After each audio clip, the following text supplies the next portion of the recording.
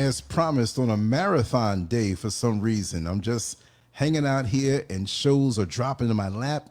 And as much as they drop in my lap and the spirit is flowing, we're going to do what we do. Welcome once again to the LANCESCURV show.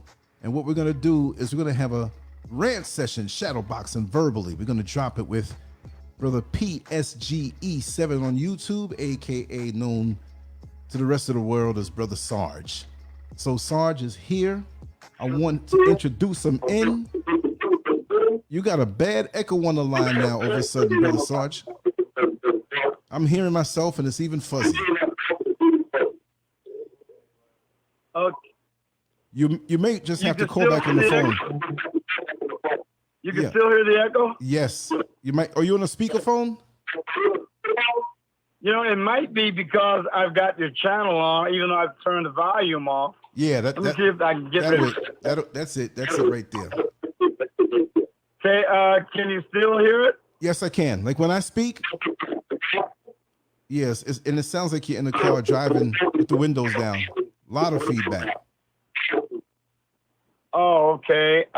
Boy, I don't know what to say about that then. This is the phone or Skype? I can call you back. It might be Skype, man. You know how Skype is. Yeah, well, call back from a phone, man. I call you back on a landline. Yeah, that's the best way. Away, maybe. That's the best way. No problem. Yeah, call me right back. Okay. All right? And we're gonna keep... I'll be right there, sir. Okay, brother. Call right back. Let's give a minute or two to call right back.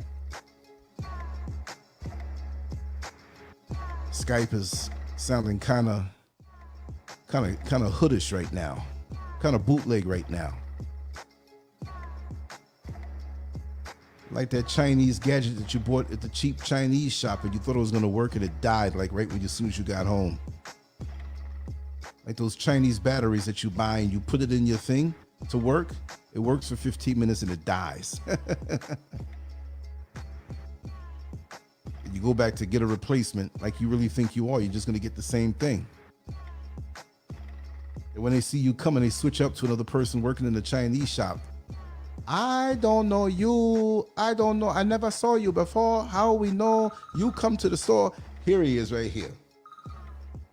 Okay, let's check it out, brother Sarge. Okay, let's see. Is this better, sir? It's not the best, but it's still better. It's better than it was before, brother. So I'm going to give you the floor. I want to hear your thoughts on Donald Trump. I want to hear your thoughts on COVID-19. I want to hear your thoughts about the upcoming possible economic crash, the bursting of the home bubble, joblessness, homelessness. Where is America heading and why? According to Sarge, a lot of people are going to get pissed off and say, Lance, why don't you cut them off? No, I let people talk. I let people talk. And don't I, though? Don't I, right? Don't I let you talk, brother? Well, I'm going to tell you, brother, you just gave a wet dream wish list for the Democratic Party to ensure the defeat of Trump. I think every single thing you put on that list is something the Democrats are ardently hoping for, nay, working decidedly and vigorously toward. It would be nice if they would make an attempt to govern the country as vigilantly and as resolutely as they do in their desire to get rid of Donald Trump. It's just amazing. I've never seen anything like it in my life. It's almost akin to a fanatical madness. Literally a psychiatrist. See, I know one thing about Marxists. This goes back to the old communist days of Alexander Solzhenitsyn. I don't know if you remember him or not, but he was a big dissident in the Soviet Union. And the strategy of the Soviet Union was this, that they had convinced their people through all the propaganda they knew that the Soviet Union was a paradise. I mean, it was the workers' bastion of rights, liberties, privileges, opportunities, and everything. The Soviet Union was the grandest country in the world. That's what the propaganda said over and over again. It had to be true because no one dissented from it, because if you did, you might get a visit. You might get a visit from the NKVD or later on, the SDS or any other Soviet secret police apparatuses. That's why I didn't have a whole lot of dissent in Russia. And so they said, so if you descended by default, you must be crazy. See, if you dissent from the veiling doctrine that the Soviet Union is a workers' paradise and there actually is no toilet paper shortage or anything like that, you got to be crazy. So rather than what they used to do, which was take dissidents to the basement of Lubyanka in Moscow and put a bullet in the back of their head, what they did was they were more enlightened and more humane. They just put you in the nut house. You know what I mean? They just put you in the nut house and say, well, there must be something crazy about you. I swear to God, this kind of craziness is what I'm seeing in the United States today. It literally is akin to madness. I mean, it's like this program they're putting down in Seattle right now. You know Seattle, the former home of, unfortunately, one of the shortest-lived nations on the planet, the Capitol Hill occupied protest, formerly known as the Capitol Hill Autonomous Zone, where 2 black men got killed in a couple of weeks, remember? And the mayor there, Jenny Durkin, this nutcase lunatic, said that she was looking forward to another summer of love. It was just a street festival, you know, with AK-47s and AR-15s and 100-round drums and concrete barriers stuck all over the place, and their own secret police running around checking IDs and setting up, get this, borders and checkpoints. It was just too much, man. It was just too much. I just loved it too much. It was a harbinger of what the left wants for the United States, right there in our little autonomous zone. Just too much, just too beautiful to ignore. All of this. Anyway, they got this thing in Seattle what they call, rejecting your whiteness or something like that. I mean, it really is a hoot, man. I mean, it is the damnedest thing. But have you ever, tell me something, Lance, have you ever heard of the concept of heads I win, tails you lose? Yes, I have. I'm sure you've heard me. Well, this is kind of like a racialized version of that. Heads, I win, tails, you lose. Now, lest you think that I'm making it up, and I know a lot of y'all are probably going to think I'm making it up, and maybe it's a bit extreme, but I'm telling you right now, all of this stuff here, I'm telling you, it's coming to a neighborhood near you. It's coming to a neighborhood. Now, I'm sure that your previous guest would be all in for it, you know? I mean, she would probably say it's things come around since sliced, unenriched bread. Remember y'all talking about bread in the last show? Well, anyway, they got a thing. It's a training session for white employees. They call it IRS, and it's an appropriate name because the most oppressive agency of the United States government is the IRS, the Internal Revenue Service. It was appropriate they use that for an acronym because this is pure oppression, thought policing, and thought control in action. Here's what it goes. Now, listen, I'm not making none of it. Now, I want you to know, as I say this, I'm not making any of this up. I'm looking at this syllabus. A guy sent me a copy of the training syllabus. So this is what I'm going from, okay? And this right out of 1980, was right out of Orwell, Animal Farm. First of all, they have a training session, and they only invited white people. They excluded black people from these training sessions. So right there, they're practicing segregation. You understand what I'm saying? As a matter of fact, they are practicing segregation in public employment. Now, you do know that it's unconstitutional. I mean, you do know that, right? No matter what the reason for it, when you do it, it's unconstitutional. But that's what they did, the city of Seattle. Anyhow, they called in all these white folks, and they said, we're going to give you this class called Interrupting Internalized Racial Superiority, IRS, and Whiteness. So, first of all, you have diversity trainers that come in. And this is a big racket now. It started with people like Jane Elliott, who your guest was criticizing for glomming on to black people's problems and making a buck off it. But that ain't the reason I object to it. I don't care how you make a buck as long as it's legal. What I object to is what the objective is. I look at something objectively for its good, bad, indifferent, or evilness. And believe me, this stuff, this anti-racism from people like her and Robin DiAngelo, Jane Elliott, some others I can't think off the top of my head, this stuff is evil. I mean, it is evil. I don't care what you think about racism in the country or anything else, but these methods are right out of George Orwell, 1984. an animal farm. They are hideous. They really are. You need to look into this, man. Just look at it for what it does, as it literally goes contrary to human nature. Anyhow, these diversity trainers come in and inform white participants that get this. All the things I'm about to say are vestiges of internalized racial oppression. If you believe in the term objective or objectivity, if you believe in individualism, you know, like you, Lance, with your individualized, stylized caricatures and your artwork, which is highly particularized to your style of work. I mean, you know, I love it. And I know when I see it, I know I'm looking at LANCESCURV. That's individualized stuff. No, if you believe in individualism or intellectualization, and most of all, get this, comfort, this is all vestiges of you internalizing racial oppression. Did you know that, Lance? Did you know you're a racist? Yes, I did. Yes, I do. Oh, well, no, I'm just getting started. You got to get arrested. Okay, now here's the rest. Now, here's what is internalized racial superiority. If you have any of these aspects, it may be evidence that you have internalized racial superiority. Remember now, City of Seattle is paying tens of thousands of dollars for this shit. You understand? Your tax money, or rather the people who are dumb enough to live there. Here's what it is. Protectionism, individualism, imposition, arrogance, paternalism, silence, intellectualization, control, violence, comfort, appropriation, cognitive dissonance, objectivity, anti-blackness. Any or all of these are signs of internalized racial superiority. And here are signs of internalized racial inferiority. I guess that's directed at us black folks. Okay, here's what it is.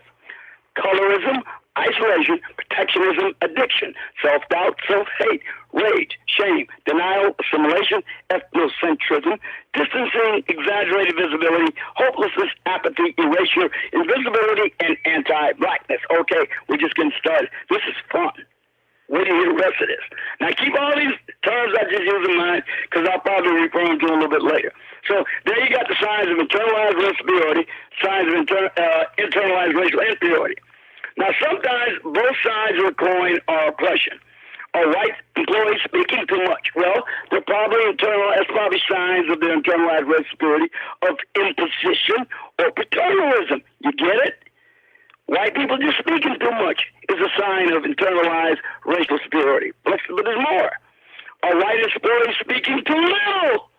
Get this. That's oppression too, because silence is violence. Heads, I win. Tails, you lose. But there's more. Now, the City of Seattle diversity trainings encourage white employees to practice self-talk.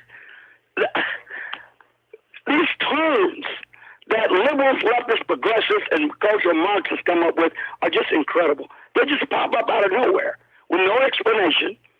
But you're supposed to just accept them, I guess, at face value. But anyway, the white employees, the only women are the segregated class of white employees that black people are being kept from, are encouraged to practice self-talk that affirms their complicity in racism and work on undoing your own whiteness. So whatever whiteness is, whatever we accept as an immutable characteristic of whiteness, and if it's immutable, you probably can't do anything about it. You know, like when they say racism is in America's DNA, well, if that's true, then you can't get rid of it. You know, I had a DNA test done on me, Lance. I had 3 different tests done to see if they would agree with each other, and they all largely did, with the exception of one report that had 1% of my racial ancestry, my genetic ancestry, has been from Finland. Now, let's assume that's true. I can't cut that 1% out of my DNA. I don't know any way I can do it. But I'm not destroying myself. I don't know how it could be done.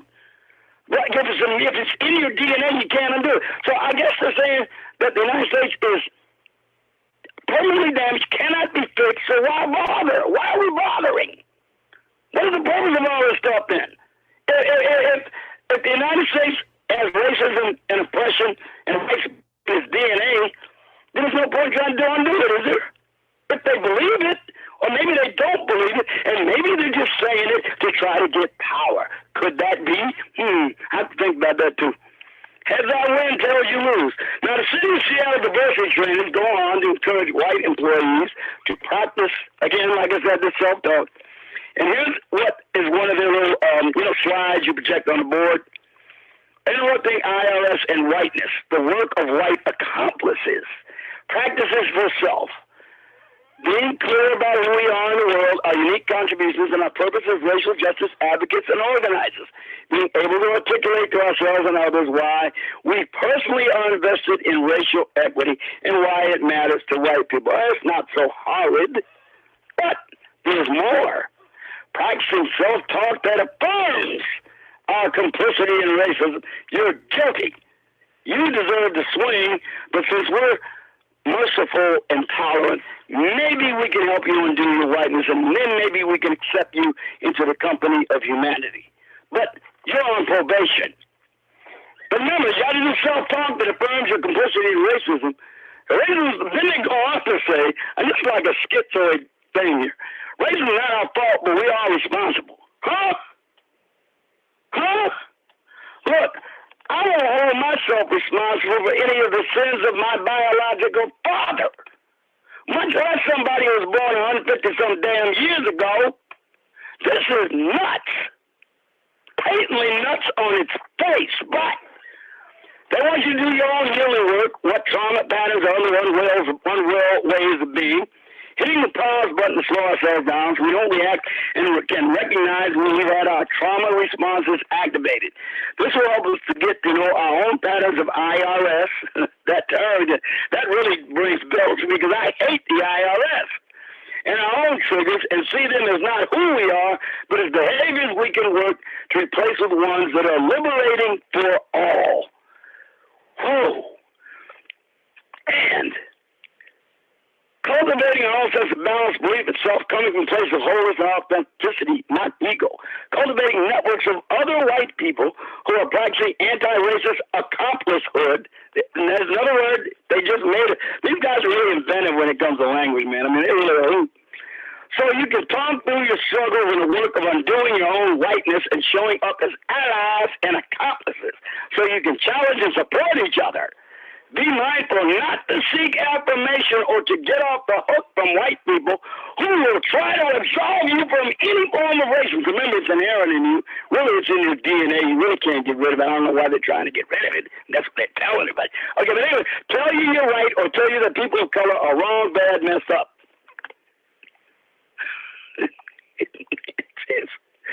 Hey, who came up with this stuff? The Red Guard? I don't think the Red Guard of Mao Zedong would come up with anything like this. And then what happens after the thought exercise? It's time to do the work. The trainers ask white employees to, now listen to me now, I'm not kidding, they actually said this.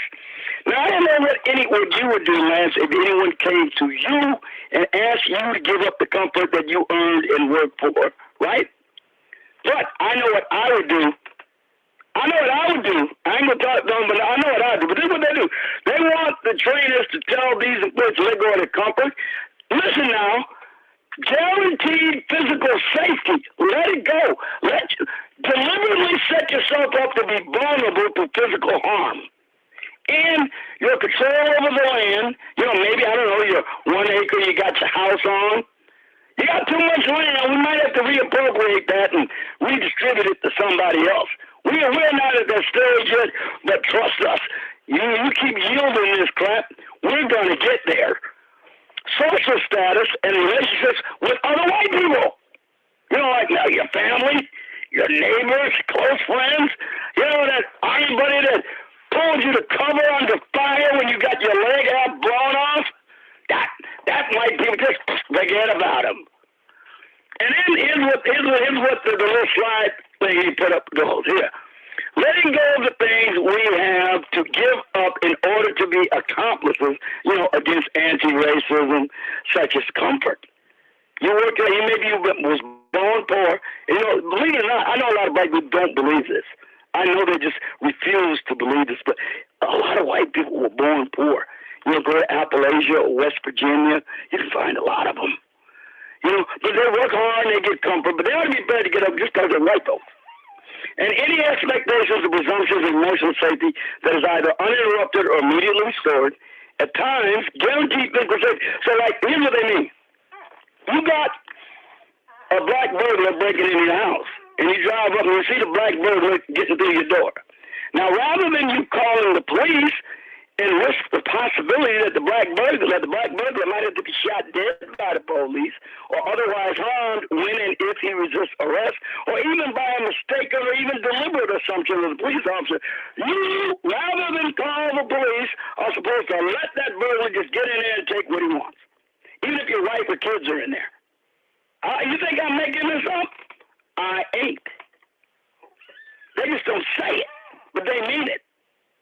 I mean, you see what's been happening lately with you got state's attorneys that have been financed and functioned by the George Soros Attorney General Project, like this idiot buffoon, Kim Gardner in St. Louis, when a mob of hundreds of people threatening to kill their dog and them and burn down their house when they came out with firearms and aimed them in the direction of the riotous mob. They were charged with a crime, felony assault. Aggravated assault for daring their firearms to protect their property. Same thing with a pregnant white woman who confronted three black thuggish women coming out of a Capote's. I saw the whole thing. I'm sorry, I'm down with the white woman. Them black women were wrong. I don't give a damn what anybody says, because I'm looking at it objectively. Oops, another racist word. Okay, social status, niceties from neighbors and colleagues certainly be a job. Fitting in all the time, being willing to be rejected by other white people. See, you got to come up with these things and ideas that other white people might not like, and you got to be prepared to be rejected by these other white people. So in other words, they're encouraging dissent here. See, in this instance, they want dissent, but not in any other. You're not supposed to oppose things like, I don't know, Black Lives Matter. No dissenting there allowed. And then accepting jobs and promotions that are not qualified, including racial equity jobs. So I just can't wait for Mario Cuomo or Chris Cuomo to give up his job to any black person that comes along. He had to give up that job to CNN because he ought to be prepared. Because he ain't qualified, that's for damn sure. He ain't worth damn as a journalist. He's a pretty good bodybuilder. He looks like he's in pretty good shape. But as a journalist and an anchor, he ain't shit. So he need to give up his job to some qualified black person. See, that's right. That's why I'll go for that, and I'm down with that. And white normative behaviors that only works for us or are operating as individuals. What? That I don't even understand. But maybe a racial diversity trainer can make it clear for me. And finally, they got this flow chart. They go through a flow chart that outlines how white people cause harm to people of color, show up small and authentic, and are able to access to humanity. Of course, the white people whose humanity is questionable anyway because they're some kind of genetic mutant or something. Remember, I used to be aspiring to be in the Nation of Islam. And I remember very well the story of the big-head evil scientist named Dr. Yakub who grafted white people like Mendel at a harvest making hybrid plants. And the reason that the big-head scientist Dr. Yakub created white people was to be double the human race. That's the reason. I remember very well. Believe me, I was almost in the Nation of Islam once. So I understand this. So anyway, they got this flow chart. And it says white people keep the system going. First of all, system co-ops us through socialization, ego and ILS to cause harm to people of color and each other. Next, the flow chart going clockwise. ILS mindset and behaviors justify why we are superior and have been wronged by people of color. Our anger, self-righteousness, and defensiveness mask fear, shame, and guilt for the harm of our actions.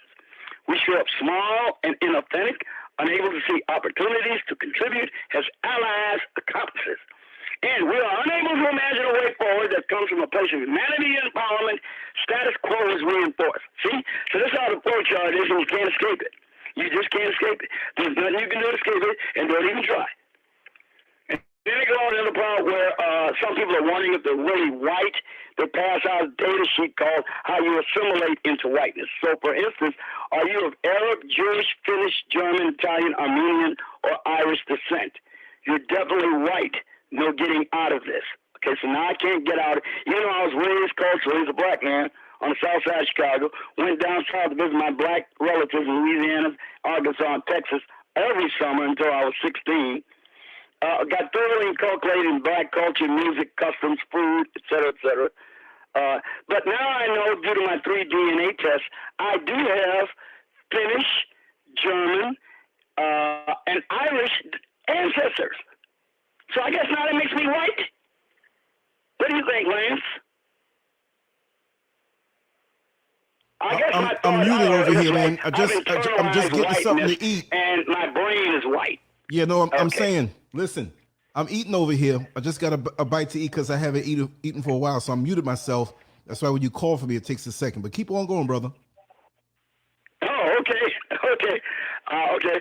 Well, next on the list here is, let's see, what else is here that could be, because I mean, I'm just amazed at this. And this is the most amazing, and they're actually paying for this with government money. They're paying for this with government money. I'm thinking this is a racket.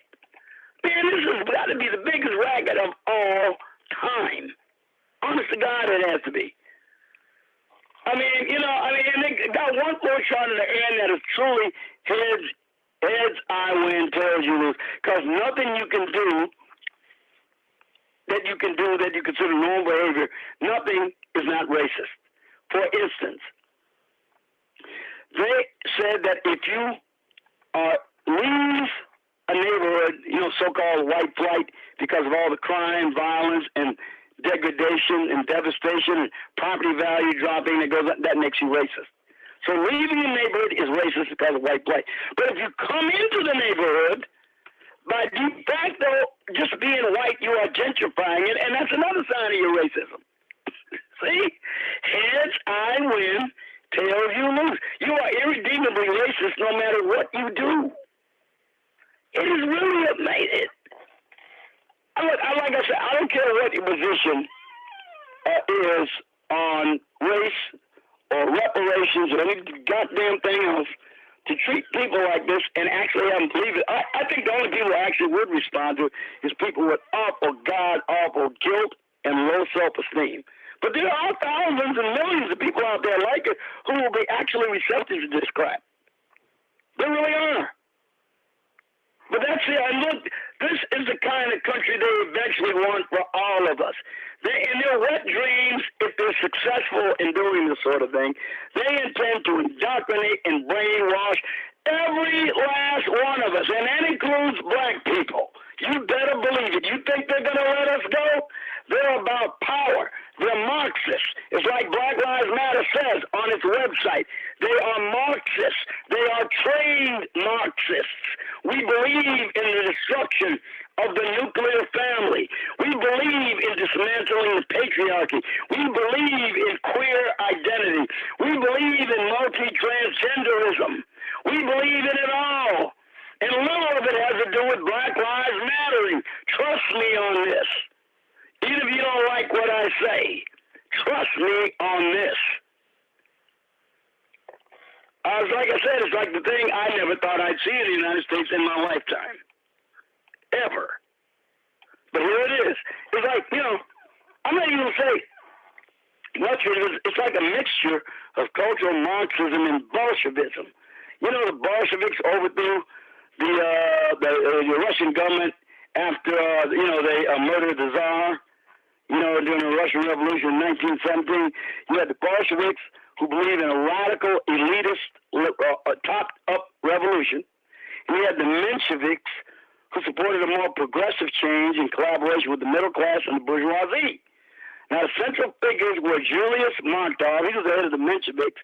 He opposed Vladimir Lenin, who was the leader of the Bolsheviks. As we all know, the Bolsheviks won. The Bolsheviks did it with riots, with threats, with intimidation, and with murder. Pretty much like what we're seeing out there right now. And they all want to dress it up as social justice. So believe me, don't believe the hype, y'all. It ain't real. These people who did it, they are Marxists, they are anarcho, they have actually identified themselves as anarcho-feminists. That means they believe in anarchist, gender identity determinant feminism.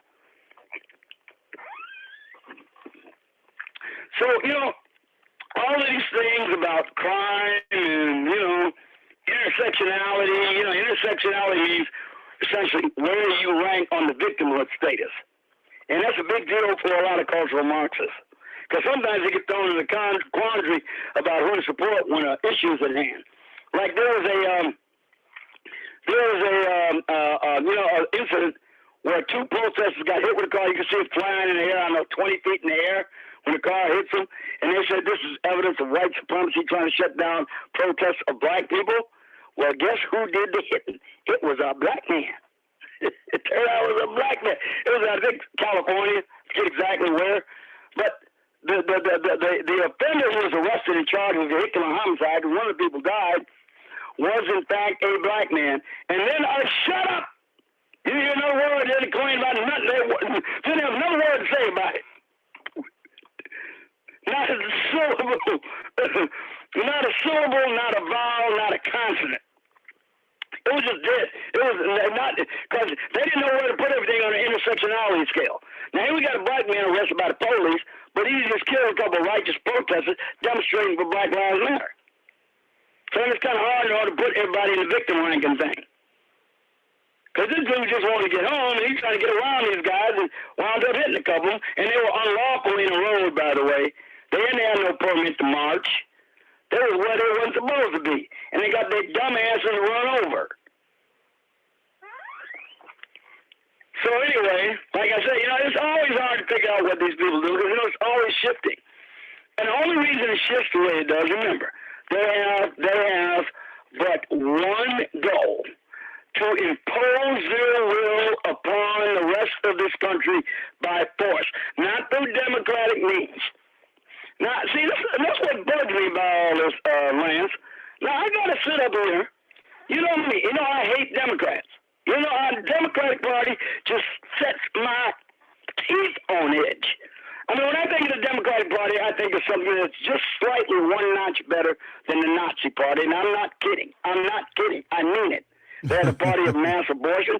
3,000 black people alone, black babies alone, aborted every day because of their insane policies and the support of Planned Parenthood and Margaret Sanger, the racist eugenicist who thought black people were like weeds and needed to be exterminated. Hillary Clinton spoke favorably, by the way, during her election campaign. Yeah, I despise the Democrat Party. And the Confederacy was almost a 100% Democrat Party enterprise. Democrat Party, party of slavery, Jim Crow, and Ku Klux Klan. All the Confederate generals that they got these statues of were Democrats. So, I despise the Democrats. We don't need to even talk about it no more because I get myself in trouble if I say it anymore. I don't want to say something that's going to get me in trouble with, the FBI. But let me tell you something. I'm defending removing these Confederate statues by vandals and looters, because I believe in the rule of law. I was a police officer for 26 years. I believe in the rule of law. I don't care if it was a statue of Barack Obama, who I despise more than I do the Democrats, or a statue of Vladimir Ilyich Lenin, who is another mass exterminator. He deliberately started at 6 million Ukrainians because they wouldn't accept collectivization of the farms. So he induced the great Ukrainian famine called the Holodomor. Look it up. You'll see it was a deliberately induced famine, just like Mao did in the 1960s, another communist. But I don't care whose statue it is, whether it's Mao Zedong or whether it's Vladimir Lenin, whether it's Barack Obama. If it's up legally, the only way it should be removed is through importuning your legislators and telling them you don't want it there and trying to get them to vote to take it down. Because it's supported by taxpayer funds and it's maintained by taxpayer funds and it was put up there with taxpayer funds. No damn vandal or mob should be there to pull it down. What if the people decide they want to keep it? They don't have the right to? You're going to take away their rights to govern themselves through their legislatures? Please, or the city councils? Who are you? You're supposed to tell people how they will govern themselves when they have a right to?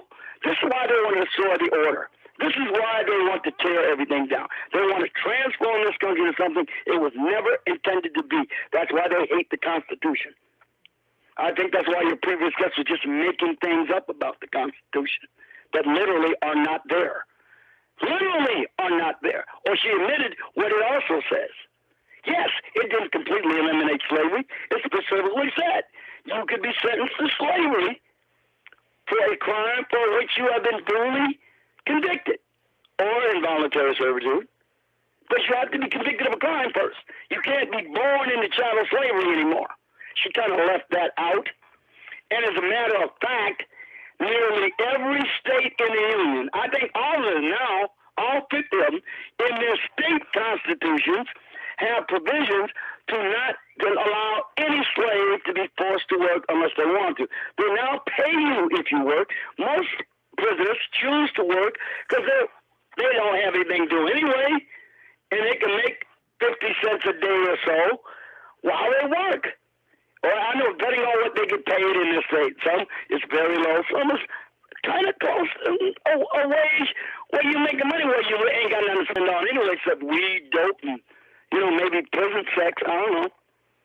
But you can save a lot of money being a joint. A lot of people do with long sentences. They save every penny. And they get out, they got a little bit of stuff to work with. But no state requires anybody to work, so that slavery and involuntary servitude is just a moot point anyway. The 13th Amendment does not require a state put you in slavery, and every one of the states has decided not to through their state constitutions. Of course, she left that out because, she wants you to think the country's in its DNA irredeemably racist. No one can be born in the chattel slavery, so for all practical effect, slavery is eliminated in the United States. Just don't commit a crime and then get convicted. And we got to worry about it. But there's a lot more going on here. And a lot of it has to do with the lies that much of this tumult and turmoil is based on. And that's the lies of Black Lives Matter. Yeah, the lies, I said lies. Now, they established themselves in 2013. These people was a trio of self-identified Marxist revolutionaries. Imagine this. Marxist. And they didn't want to and they said that they want to make white Americans feel uncomfortable about institutional racism and what they term the structural oppression that allegedly prevents so many black people from realizing their dreams. I mean, I'm quoting from one of their position papers. They contend that blacks living in America's white supremacy system are routinely targeted for extrajudicial killings by police and vigilantes. This claim is an article of faith for all the leftists who dutifully parrot Black Lives Matter talking points. Now, I'm going to tell you why it's a lie, because I can prove it with facts. Yeah, facts. And then, first of all, when I say the facts that are available through the FBI Uniform Crime Reports, the Bureau of Justice Statistics, the Department of Justice Crime Victimization Surveys, and every place else, state figures. I'm from Illinois. We used to have access to Chicago Police database on crime, and Illinois leads state database on crime.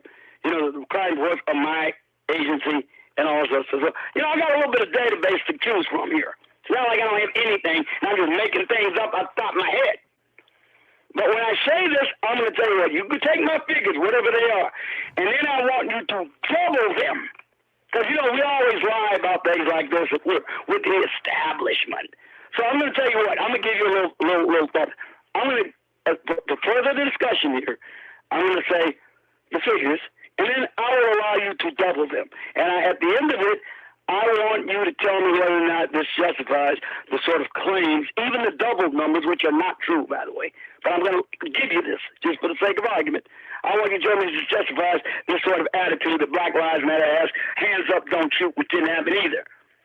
Hands up, don't shoot came about Mike Brown shooting, and there was no such thing.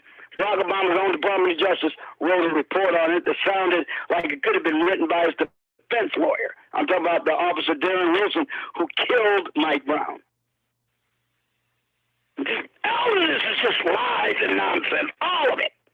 But let's go. Now, in 2001, we had a BJS, Bureau of Justice Statistics, and I'm going to bring it up to present day. They examined incidents where police in the United States used deadly force to kill criminal suspects between 1976 and 1998. During that 23-year span, 42% of all suspects killed by police were black. Now, obviously, that is a disproportionate figure because black people don't make up 42% of the population. But that don't tell you the truth about nothing, does it? The only thing that matters is whether or not it was justified to shoot the suspects or kill them. That's the only thing that matters. Not whether it's disproportionate. I wouldn't care if it was 100%. I wouldn't care if it was 2%. The question in my mind will always be whether police officers justified in using deadly force on the subject, period. Nothing else is going to matter to me. I don't care if it's disproportionate. Was it justified? Was it legal? And was it necessary? Now again, 42% we concede disproportionate. But that figure just happens to comport precisely within a half a percentage point of violent crimes committed by black people during that same period. It coincides exactly. It's like black people committed 33%, 43.5% of the violent crime in that time period. Okay? That's 1.5 percentage points difference. The numbers killed with the violent crime. And there is a correlation. I hate to tell you, but there really is. This is significant because we expect that in police forces not plagued by systemic racism, officers would shoot suspects of various racial ethnic backgrounds at rates closely resembling their respective involvement in the types of serious crimes most likely to elicit the use of force by police. And that's what the evidence shows. But if that makes you mad because this ain't supposed to happen, it gotta be safe. Okay, well, are any of you upset the fact that the 70% of the players in the National Football League are black? Does that upset you? It ain't proportionate. It's wildly disproportionate, but maybe they got there on merit and talent. And maybe the NFL should be 70% black. And by the other hand, maybe 42% of suspects shot by the police, black men raised in fatherless homes, brought up in a culture of disrespect, chaos and tumult, might be expected to commit more crimes and might just cause the police to shoot them in a disproportionate way. Is that possible? In a lot of y'all's minds, it ain't, but it should be. Now, that same report found that in nearly 2/3 of the justifiable homicides by police during 1976-1998, the officer's race and the suspect's race were the same. So 66% of the time, when these suspects are being shot by the police officer and the perpetrator are the same race. Whether white and black officers. Oh, I know. Black officers are just coons who internalize their racial oppression and express it and project it onto their own black brothers. I got it, yeah. Heard that maybe 500 or 600 times before. Yeah, I get right. So when a white Hispanic officer killed a suspect, that suspect was usually 63% of the time white or Hispanic as well. When a black officer killed a suspect, that suspect was usually black 81% of the time. Systemic racism at work. All right, now the same report also examined the rate at which officers kill suspects of other racial or ethnic backgrounds. In 1998, the black officer kills black felon rate was 32 per 100,000 black officers, more than double the rate at which white Hispanic officers kill black felons, 14 per 100,000. Let that sink in. Let me say it again, because I want to reinforce the point, because I think it's crucial.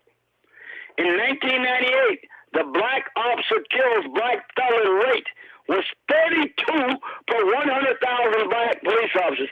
More than double. That's 200%. More than 200% the rate at which white and Hispanic officers killed black felons. They killed black felons in that year at the rate of 14 per 100,000. That same year, the rate at which white and Hispanic officers killed white Hispanic felons, 28 per 100,000, was much higher than the black officer kills white Hispanic felon rate of 11 per 100,000. Let that sink in for a minute. I know a lot of y'all don't want to hear it, but you need to. You don't have to agree with it. I don't care if you do or not. I'm not here to change your mind against your will. I'm going to provide you with information, fact, and something that you wish to, you can push back against. I don't care. I believe it. Now, in 1999, criminologists Jeffrey Alpert and Roger Dunham confirmed once again that police officers were more likely to use force against suspects of their own racial group than against suspects from another racial group. Now, in 2011, we're getting a little closer to present day, study that covered the period from 2003 to 2009 sheds further light on the issue of police use of force against people of various racial and ethnic backgrounds. Of all suspects who are known to have been killed by police during that time frame, 41.7 were white, 31.7 were black. Remember now, out of all suspects killed by police during the time frame. So actually, the percentage of black people being killed by police officers is going down. 20.3% were Hispanic. It is worth noting that during that 2003-2009 time frame, when blacks were 31.7% of all suspects killed by an officer, blacks accounted for about 38.5% of all arrests for violent crimes, which are the types of crimes most likely to trigger potentially deadly confrontations with police. These numbers do not in any way suggest a lack of restraint by police in their dealings with black suspects. On the contrary, they strongly suggest exactly the opposite. Huh? Again, I am not going to discount my experience of 26 years as an Illinois state policeman. But that number corresponds with my own experience. The most volatile and violent resistance I got when attempting to arrest a suspect was a crime that involved the use of violence, whether it was domestic violence, aggravated battery, rape, arson, burglary, armed robbery, homicide. That's where I got the highest level of violent resistance, and it triggered confrontation where I came perilously close to killing a suspect. Thank God I never had to. But I came close. And it was almost always a situation like that where the suspect resisted arrest. All of these incidents we're talking about involve in some manner a suspect resisting arrest. Have you all not noticed this? You should. In 2015, a Justice Department study of the Philadelphia Police Department found that black officers were 67% more likely than their white colleagues to mistakenly shoot an unarmed black suspect. Hispanic officers were 145% more likely to do the same. That same year, 2015, a study of the NYPD, that's the New York Police Department, that's under siege right now, by criminology professor Greg Ridgway, found that black officers were 3.3 times more likely than their white peers to discharge their guns in the course of their work. So much for the notion of trigger happy white cops. I know it doesn't matter. They're all racist. Okay, in any given year, a mere 0.6% of black men report that physical force of any kind, including mild actions like pushing and grabbing, is used against them by the police. The corresponding figure for white men is approximately 0.2%. Though both figures are infinitesimally small, critics of the police are quick to claim the figure for blacks is 3 times higher than the figure for whites. True, simple mathematics. But the disparity is fully accounted for by the fact that black men commit violent crimes much higher. Why can't we admit this? I mean, it's not even close. I hate to tell you, I hate to admit it. I don't like it, but it's true. It's true. It hasn't always been true. It was exaggerated in the past, but it's not. They don't have to exaggerate it anymore. They used to exaggerate the amount of crime. Yeah, they did. They used to lie about black men. They did. They don't have to anymore. All they do is cite the actual numbers. They comport with my empirical observation as well as the actual factual corroboration. Black men commit violent crimes at much higher rates than white men. I'm saying serious violent crimes. 80%, over 80% of the women report being raped in the United States report a black suspect did it. It doesn't matter what the color of the woman is. Black women, white women. That don't mean the reports are always true, but I'll bet you one thing. Damn near all of them are.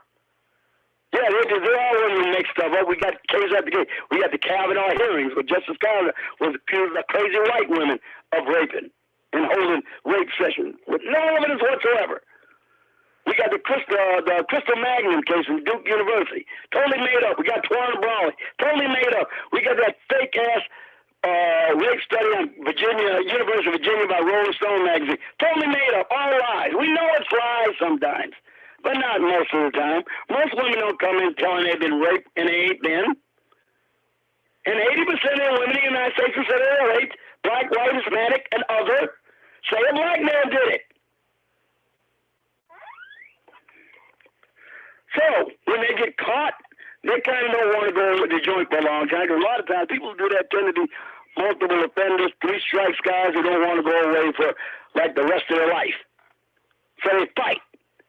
And that means the officers got to use escalating levels of force to subdue the resistance. And it ain't going to be pretty. Everybody wants sausage, but nobody wants to see how you make it. Well, that is until recently when we got this lunacy that's going on now. Now, and this is really one that really gets me. Now, the available data that we have show that a mere 0.08% of black men and white men alike are injured by the police in any given year.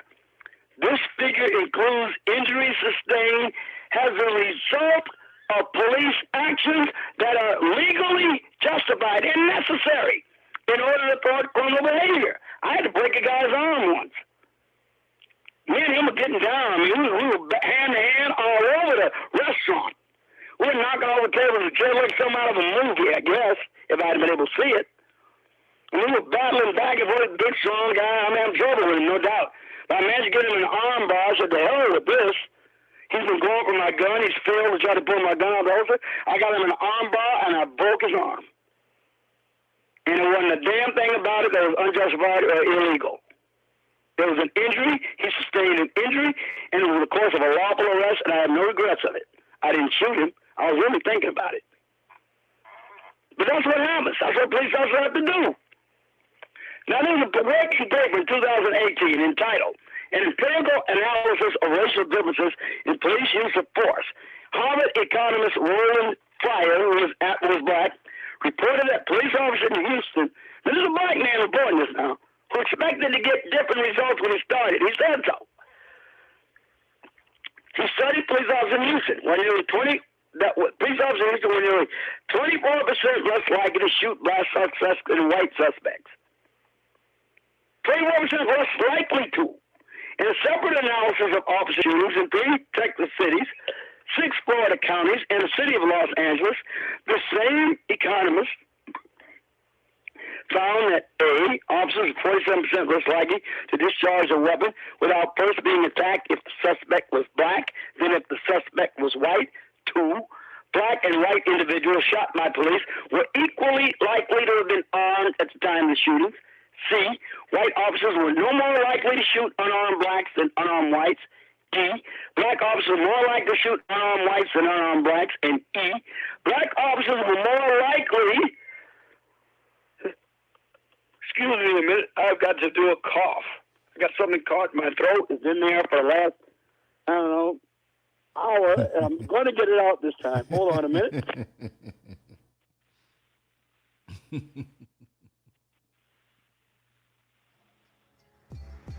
I think I succeeded there, brother. Okay. And they found that black officers are more likely to shoot unarmed whites than unarmed blacks. Black officers are more likely than white officers to shoot unarmed whites. Now, there's no evidence of anti-black racism in any of these findings, though they do seem to suggest an anti-white bias, but I don't even believe that's the case. The only reason this economist reported it is because he just expected to see different results. He just did not expect to see the results that he got. But he had to go with the data because he's intellectually honest. 2019 study published in the Proceedings of the National Academy of Sciences shows that white officers are no more likely than black or Hispanic officers to shoot black civilians. Manhattan Institute scholar Heather McDonald, who has done extensive studies of this, found that if there is a bias in police shootings, if the crime rates are taken into account, it's against white civilians. McDonald adds the authors of the study compiled a database of 917 officer-involved fatal shootings in 2015 and found that 55% of the victims were white, 27% were black, and 19% were Hispanic. Each and every year, without exception, whites who are shot and killed by police officers in the U.S. far outnumber blacks and Hispanics and with the same fate. In 2017, 457 whites, 233 blacks, 179 Hispanics. These numbers remain consistent. Far percentages. In 2018, the corresponding figures are 399 whites, 399 whites, 209 blacks, 148 Hispanics. 2019, the total was 370 whites, 235 blacks, and 158 Hispanics. There's not a hint of anti-black racism anywhere in these numbers. We compare black rates of violent crime, and this is a really touchy subject. We need to hear that. Just tell us about racism. All I know about racism, white supremacy, and systematic oppression. We don't want to hear all the news. And besides, we know it anyway. We just don't like what white folks find out. I've heard it all the time. I hear it all the time. But I'm sorry, run around with your head in the sand is no way to live or to walk. Maybe up your ass, whatever. It ain't no way to be. And when we compare the rates of violent crime with the rate at which blacks are shot and killed by police officers, we find that blacks are represented among those shooting victims at rates lower, and I mean significantly lower, than we would have expected in light of black crime rates. And let's remember who's doing the crime rates. It ain't all black people. It ain't me. It ain't Lance. It ain't most of you listening, I'm sure. It's black men without fathers between the ages of 17 and 34. It ain't all black people. It's angry, frustrated, ruthless, poorly educated, much of the time, untrained, unappreciated, young black men. What's the answer to this? We know it is. We don't want to say it. Because it's easier to talk about white racism than some dead slave master over 150 years ago. It's harder to fix the problem. Black men marry a pregnant woman, for God's sake. You like her enough to get intimate with her. Why don't you like her enough to ask her to marry you? Why is this so hard? All right, again. In 2017, blacks, 23.6% of all people shot dead by police. Even though they were arrested for 37.5% of all violent crimes. The following year, blacks, 26.3% of those fatally shot by police. Even though they were arrested for 37.4% of violent crimes. I'm not saying the police don't do anything wrong. They do. Sometimes they actually murder people for which they should be held accountable. But that's not the narrative where that individual police officers make mistakes and in fact become criminals, as I readily acknowledge.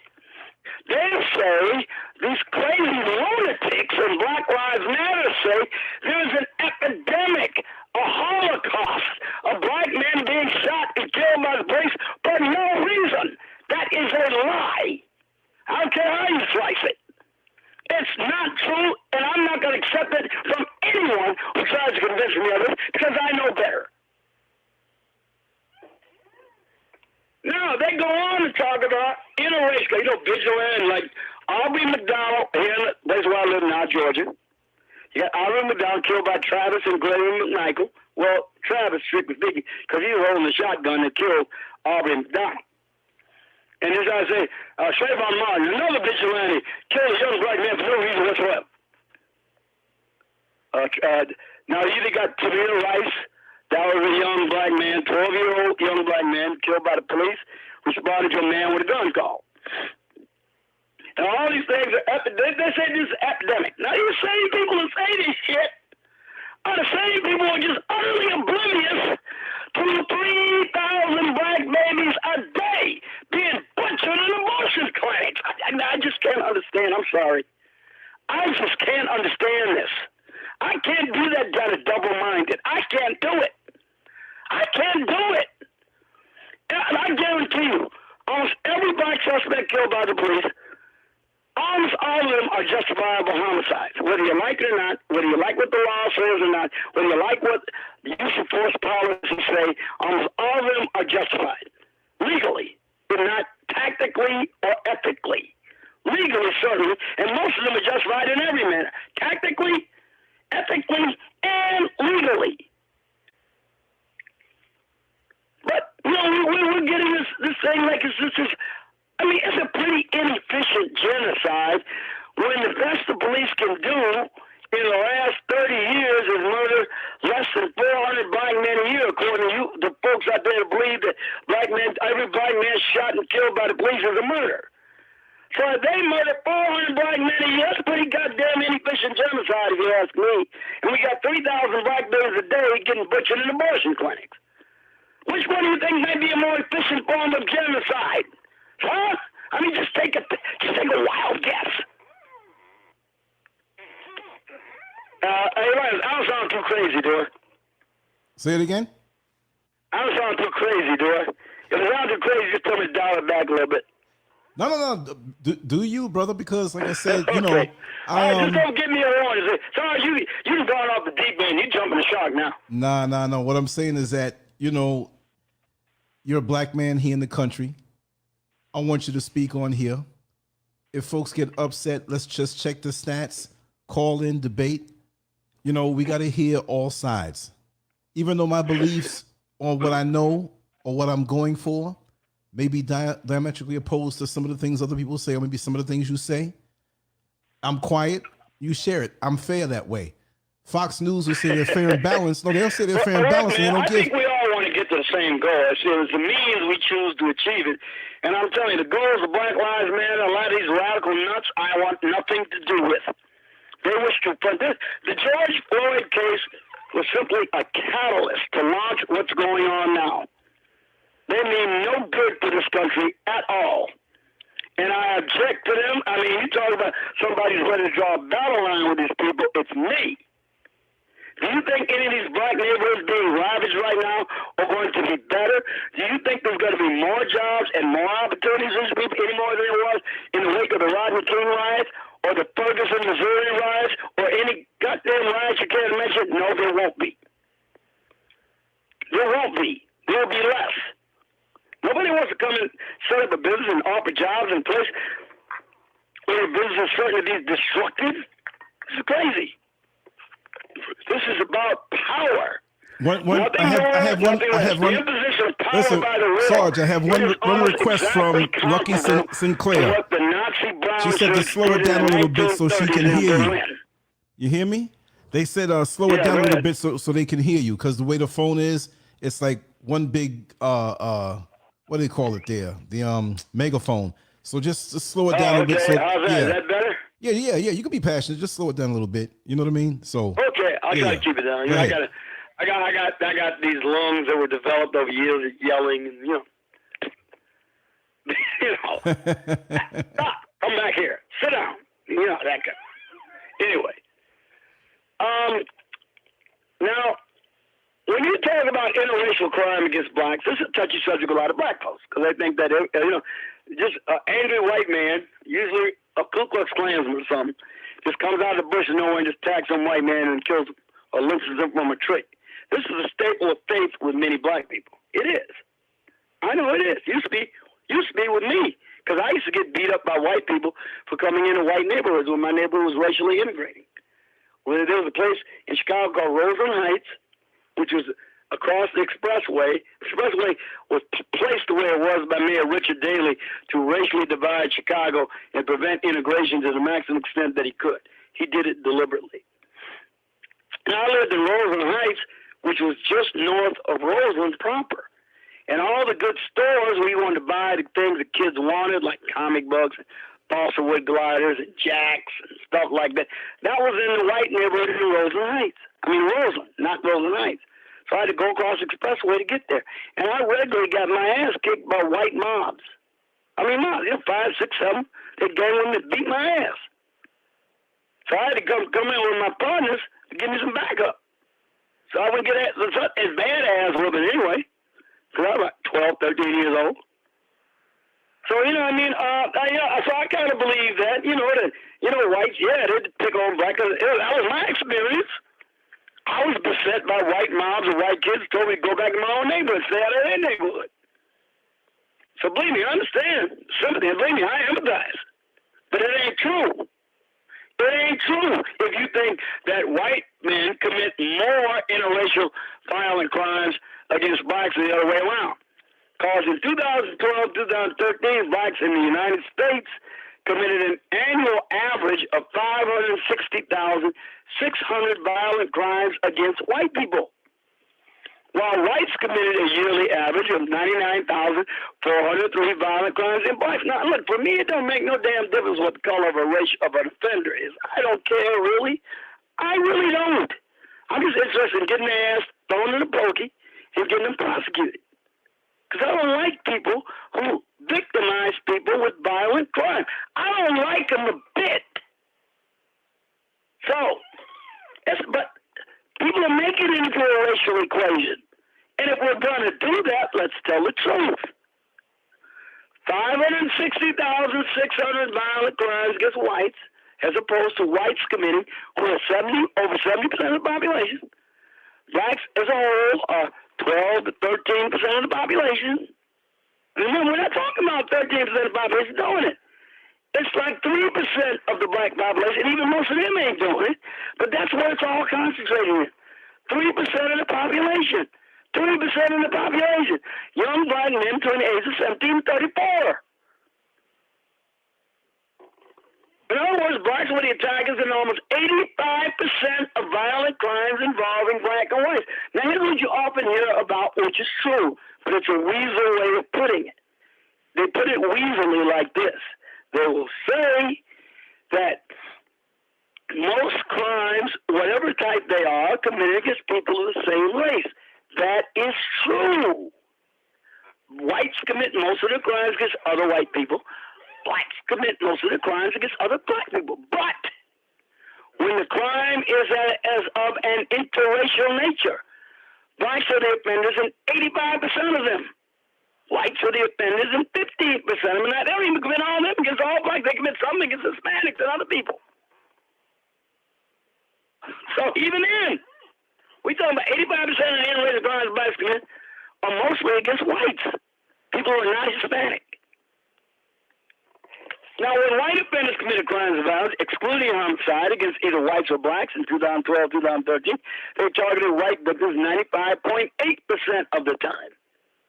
They went after black victims 4.1% of the time. By contrast, when black offenders committed crimes of violence against either whites or blacks in 2012, 2013, they targeted white victims a whopping 48.5% of the time. Remember?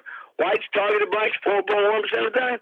Blacks targeted white victims 48%. Oh, more. Well, you know, Sarge, just more white people got more targets to go after. Okay, sure, yeah. All right, whatever. Okay, now, they went after black victims 51.4% of the time. I'm talking about black offenders.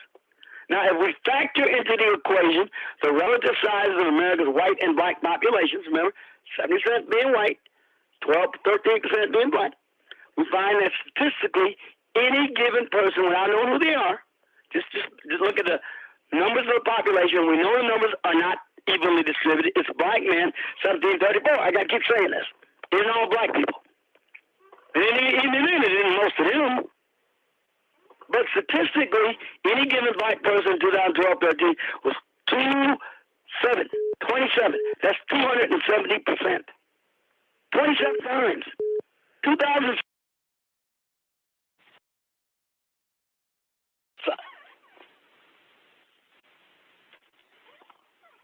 So please, will you stop?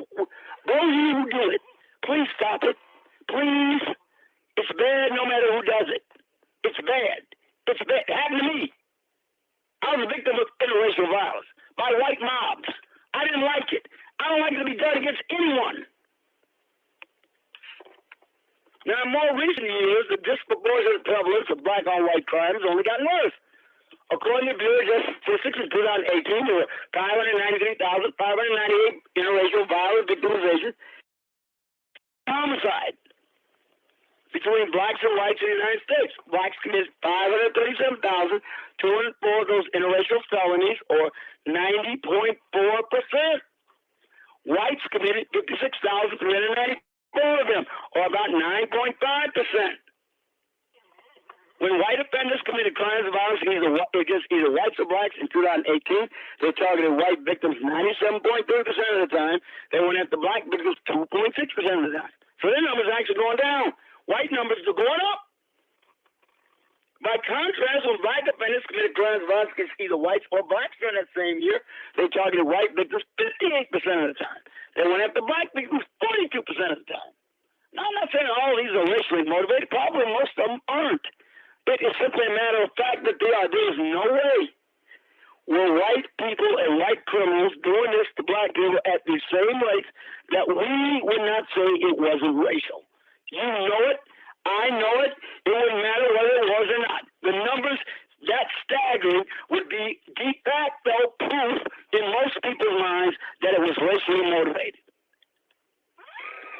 Now, the City Journal reports, the Justice Department data, that blacks in 2008 were overrepresented among the perpetrators of offenses classified as hate crimes by a whopping 50%. Whites are underrepresented by 24%. And the facts can only lead us to one possible conclusion. Black Lives Matter claim that African Americans are routinely targeted for extrajudicial killings by police and vigilantes is a monstrous lie. All this tumult is based on a lie. All of it, all of it, all of it. The purpose of the lie is to cause Americans of all races to test their country, to promote a desire to raise the nation's traditions to the ground, and then erect a new Marxist utopia on the ruins.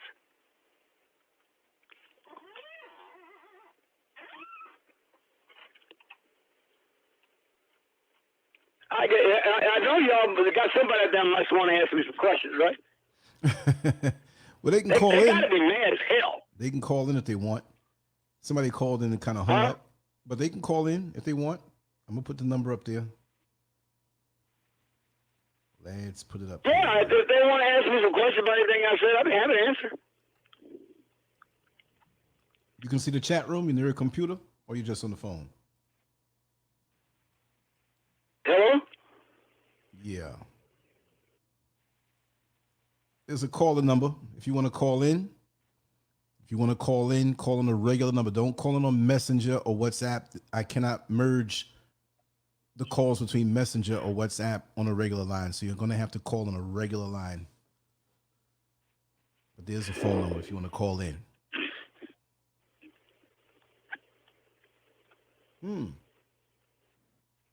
Phone's not ringing. I'd scare people. Now, you got to admit, now, I said some scary stuff a lot of folks. I mean, like, you know, when you've been indoctrinated. Okay, here we go. Here we have a call in. Believe me, I know. Remember, I told you I used to be actually an aspirant to be in the Nation of Islam. We have somebody here on the phone. Who is it that just called in? Hi, this is Pinky from Birmingham, Alabama. And what would you like to say to Sarge? Peace and blessings, and I'm trying to understand what I'm listening to. Are you saying, is Mr. Sarge saying that statistically that more blacks, African American or black Americans kill whites? What are we talking about exactly? I'm saying that when crime is interracial, again, let me make this clear. Most of the time, criminals target people of their own race. That is simply a fact. It is true with white people, black people, Hispanic people, and Asian people. It is simply the truth. But when the crimes are interracial, meaning with people of different racial groupings, black offenders comprise 85% of the offenders, according to every statistical and factual analysis that I've ever seen on average. I apologize. Oh my goodness. Remember, the great universe is victims and offenders are the same race. But when in a relatively few out of the 11 million or so crimes committed every year, when out of the over 500,000 crimes that are interracial, black offenders are usually the cause in 85% of them on average. Okay, so you you allowing us to What do we do about it? How do we stop? Well, this is what I want black people to do, first of all. This is what I would like. I'm not going to tell anybody what to do. That's not my place. I'm just giving you information. What I'm saying is that I want this myth that white people are targeting black people for death and harm, and that white people don't do the same, comparably, even worse. I just want you to realize it's not true. Just acknowledge the truth. It's wrong no matter who does it. And white people do not disproportionately murder black men. Certainly not the police. Police definitely don't do it. Even allowing for the fact that some police officers are criminals. Now there, I said it. Some police officers are criminals. Some police officers have murdered black people. It is not the rule. It's not even close to being anything like the norm. Police officers make over 12 million arrests a year in the United States. 12 million. The whole number of people that they kill in a year, all the police departments. I'm not talking about the federal police department. I'm just talking about local and state police departments. They kill around 1,000 or so people a year of all races. And over 11-something million arrests. There's no perspective in any of this. And the vast majority of them are justified. I'm really not concerned about numbers as long as they're legal, ethical, and necessary. I wouldn't care if it was 10,000. I wouldn't care what race the people were. I wouldn't care nothing of that. I care about the race. I'm glad to hear you don't care about the race. But I'm a proud mother of almost a 2-year-old, and I have black nephews that's very intelligent, and I love them, and I love all my black people, bad and good. I prefer for them not to be so bad, like the ones that you're talking about that's killing us and killing others. I don't want that to happen. I wish it would stop. I mean, I know you don't have solutions. You're just giving us statistics, so I understand that. But telling me that, these people, that we are the number one killers, inspirational, we're the ones doing most of the killing. Based on, I'm talking about micro, I don't know about macro environment, but micro environment, where I live, it is a lot of black on black crime, like you said, based on where you live. But that still doesn't. I don't want to see another brother or sister kill another brother or sister who is black, because I love black people. Whatever you want to call us, I love us, African descendants, whoever. I love black people. So I don't want to see us kill one another, but I don't know how I could downplay white people killing us. It's not only right now you talk about the current, like what's going on currently. For black people, most of the black people that I know that have done these horrific crimes, they have self-hate. They don't love themselves. They don't love people that look like them. So I would like to talk about solutions, but we're not talking about solutions. We're not talking about how to change their mindset. Let's talk about solutions. What do you think is the most important thing that black people could do to minimize the amount of violent crime in the neighborhoods? Okay, I'll tell you. I had this argument for years. Actually, I had this argument caused me to break up for someone I care very much about, because we have different type of mindsets. I believe that, yes, my household, we teach, we come from two different, I guess you could call them religion or way of life in my household, okay? So in my household, everybody got to go to school, you got to, get you a summer job, you respect your elders, you show respect in the household, you clean up, you do just all these things, to bring up a child.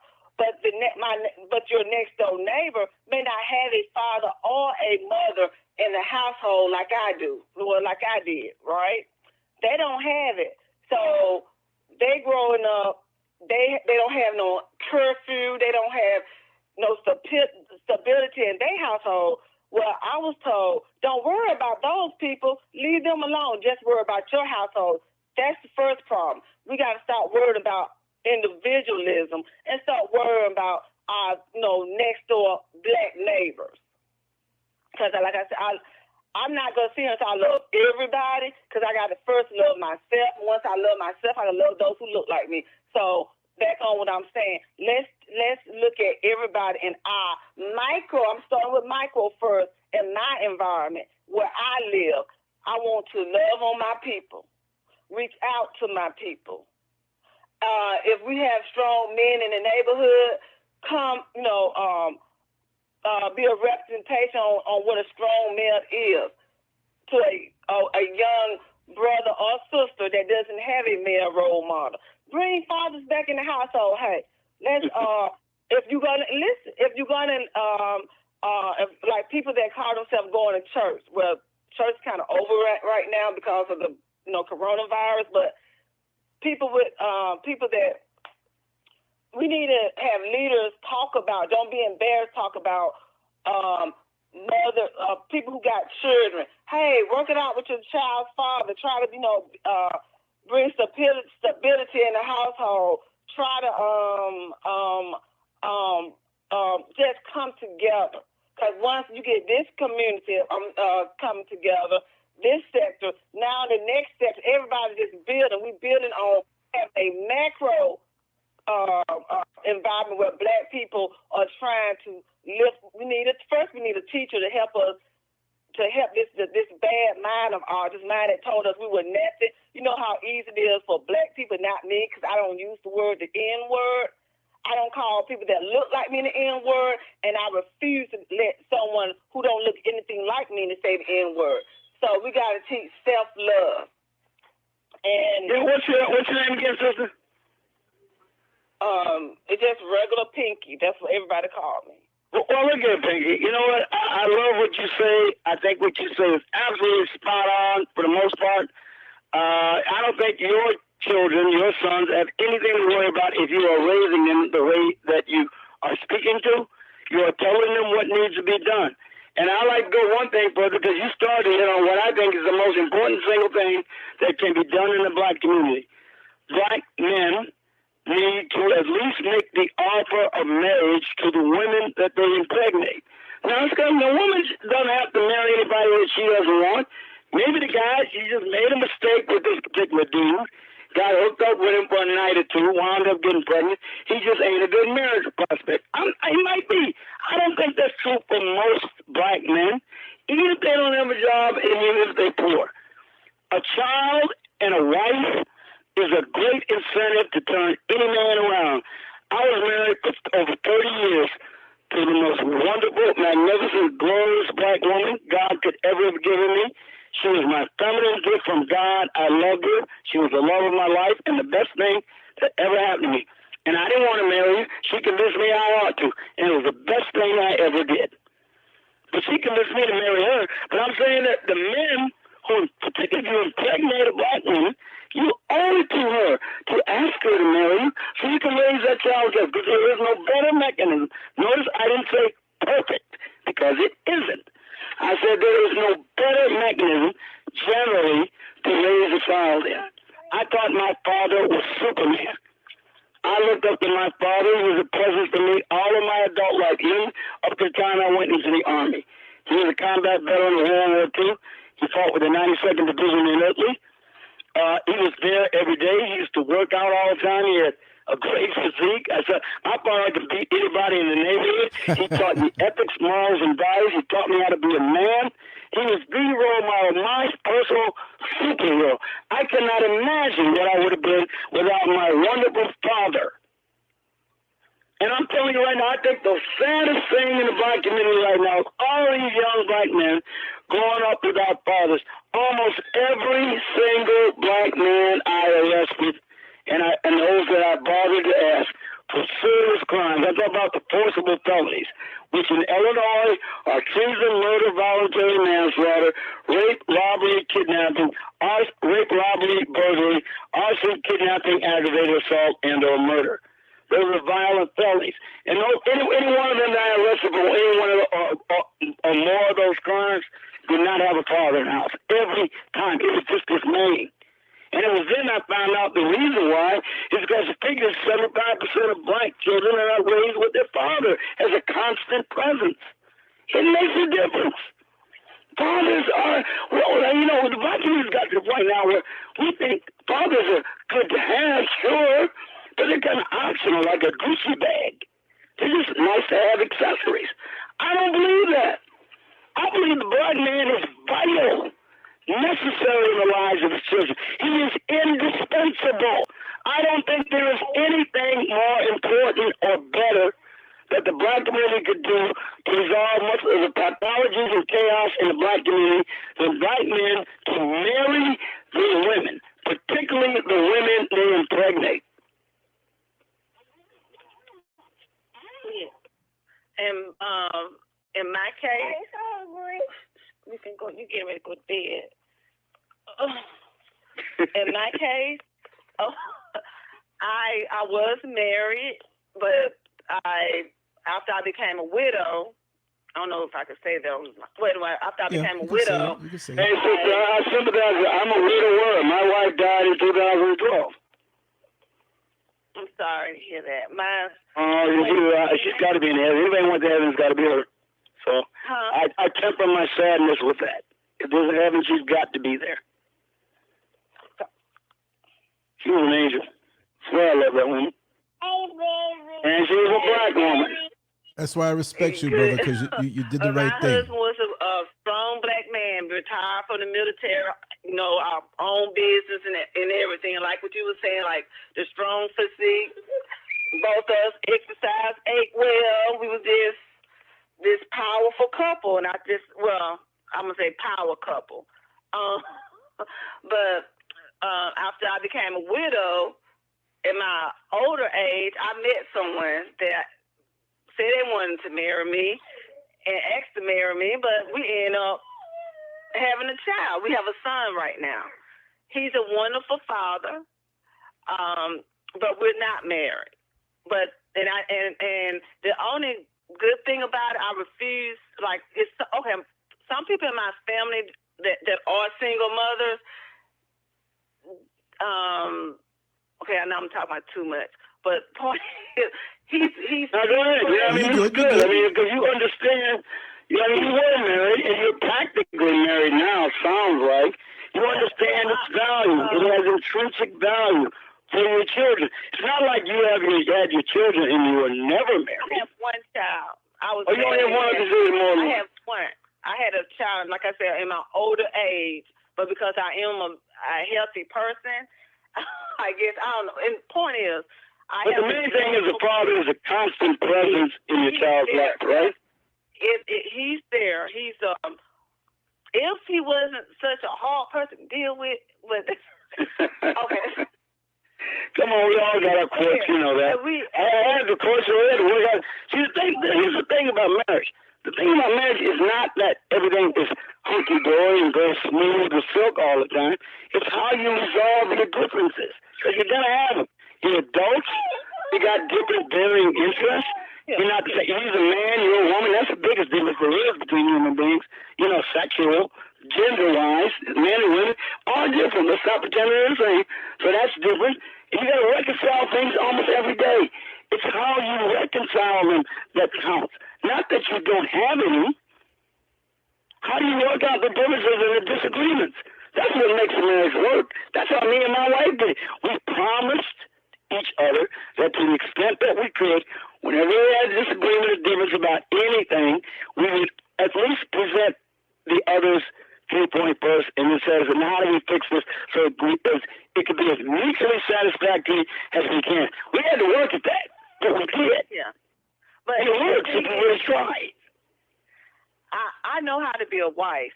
And when I say that, I was married once. I was with my husband for years. But my child's father, he doesn't have that same experience. So, like I said, the good thing is I'm glad that my child's father's in my son's life, and we get along. We just can't do the marriage. I don't feel doing the marriage thing. I'm working. I pray about it, and I try to meditate on what should I do, because I know the right thing is for my son to be in a home with his mother and father. But this is another thing I want to just throw this out, so maybe in the future I could hear you all talk about this on the show. I grew up where I have strong women in my family. Either they was divorced, and a few of them have never been married, and they taught us how to be beautiful, strong, black women. And I use the word strong literally telling us like, don't let a man do this. He got to have this for you to be with him. Don't let him do that. They told us all these things not to do in a relationship, not to let a man take, advantage of us, which we shouldn't. But they didn't never tell us to love on our husband, respect our husband, be kind to our husband. When he come home, let your face be the first face he sees. Meet you at the door, hug him, love him. Have him a meal. But they do. Some of them do taught us about cooking. But I'm just saying I feel like I had this conversation with my child's father. I feel like most women, even the ones that we respect, we weren't taught how to be wives to our husbands, to our future. We just weren't. They would say we were, but I live, like I said, I have on my mom and my father's side. So I'm telling you, yes, they'll teach you how to cook a good meal for your husband, but they're not really teaching us those values. I guess you know what I'm trying to say? Oh, absolutely I do. But you do realize, though, that these days, the so-called, quote, nuclear family, unquote, being a man and a woman raising their dependent children, that is the definition of nuclear family, it's under assault. Black Lives Matter, in its mission statement, specifically say they intend to disrupt it. That is one of their objectives. That's their objective, because they say they're Marxists. And Marxists have always tried to destroy the family, because the family is an obstacle to government control of the family and children. And that's why they want to destroy it. They said we are trained Marxists. They hate the nuclear family. And Black Lives Matter is achieving popularity in the United States. I can't believe this. Look, when I was growing up, and I grew up in an era and a time when most black men lived with their children. Most black men of marriageable age were married when I was growing up. And I was surrounded by black male role models who worked hard, who had dignity, who would correct us on the spot when they caught us doing something stupid. Like young men who were full of testosterone, just starting to get their muscles and all this energy, and they do something stupid. And the older black fathers that were my friends' fathers, they would set us straight. Sometimes they'd box our ears. They boy, quit doing that nonsense. And they tell us what we should be doing. We were constantly getting corrected by black men. Role model black men. I used to think there was nothing. I thought that was just like routine. I thought it was like going to be like that forever. Because I took it for granted that that's what everybody, all black men had everywhere, all the time, as I was growing up. Looking back on it now, I realize how wonderful those men were and how much more I love them now, even almost as much as my father, thinking of what they did for me. They would take us out with their sons. Okay, boy, come on, we all going to go. We'll go to Riverview. It's a big amusement park in Chicago. And he'd take us all in. We'd all have a bunch of fun. Somebody's father would, my father would do it. We would brag about our fathers. Oh, my father can do this. He knows I did that. He did this, and he built this, he carpentered this, or whatever. And we brag back and forth. My father's better than yours. I mean, that was what we did. Because I just could not imagine my life without my father. I know my friends couldn't either for the most part. And he had always beat bums, beat their wives, and ran out and ran around on the women. And man, ain't nobody perfect. I'm mechanism to raise children is a two-parent home. And better yet, a two-parent home where the parents are married and committed to each other by law. You're right. But this I was going to say, like the women, the strong women in my family, they said, don't worry about him. We don't want you to talk to him, the child's father. We'll take care of everything. And I'm like, but my child needs a father. No, he doesn't. That's how some women think. And that's some of our problems. But another thing, when you said, where are our strong black men, those that Black Lives Matter movement, I believe Black Lives Matter, but not what I was seeing out there, like those men twerking or, they dancing and stuff. We don't need that type of strong, leadership. We need strong leadership. And like that Black Panther movement, I was like so proud to see black people like really mobilizing together, but and it wasn't planned. So what we saw in that, what they call that Black Lives movement, you see them. It's not a movement for black. It's not a black movement. It's a everything and everybody movement. And I feel like we need to fix the black family first before we start extending, their help to other groups. I'm not saying treat other people rudely and, we are humane people. We're good people anyway.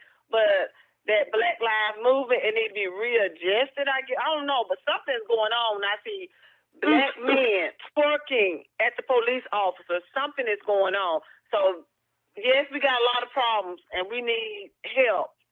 But only reason I was just calling to say that,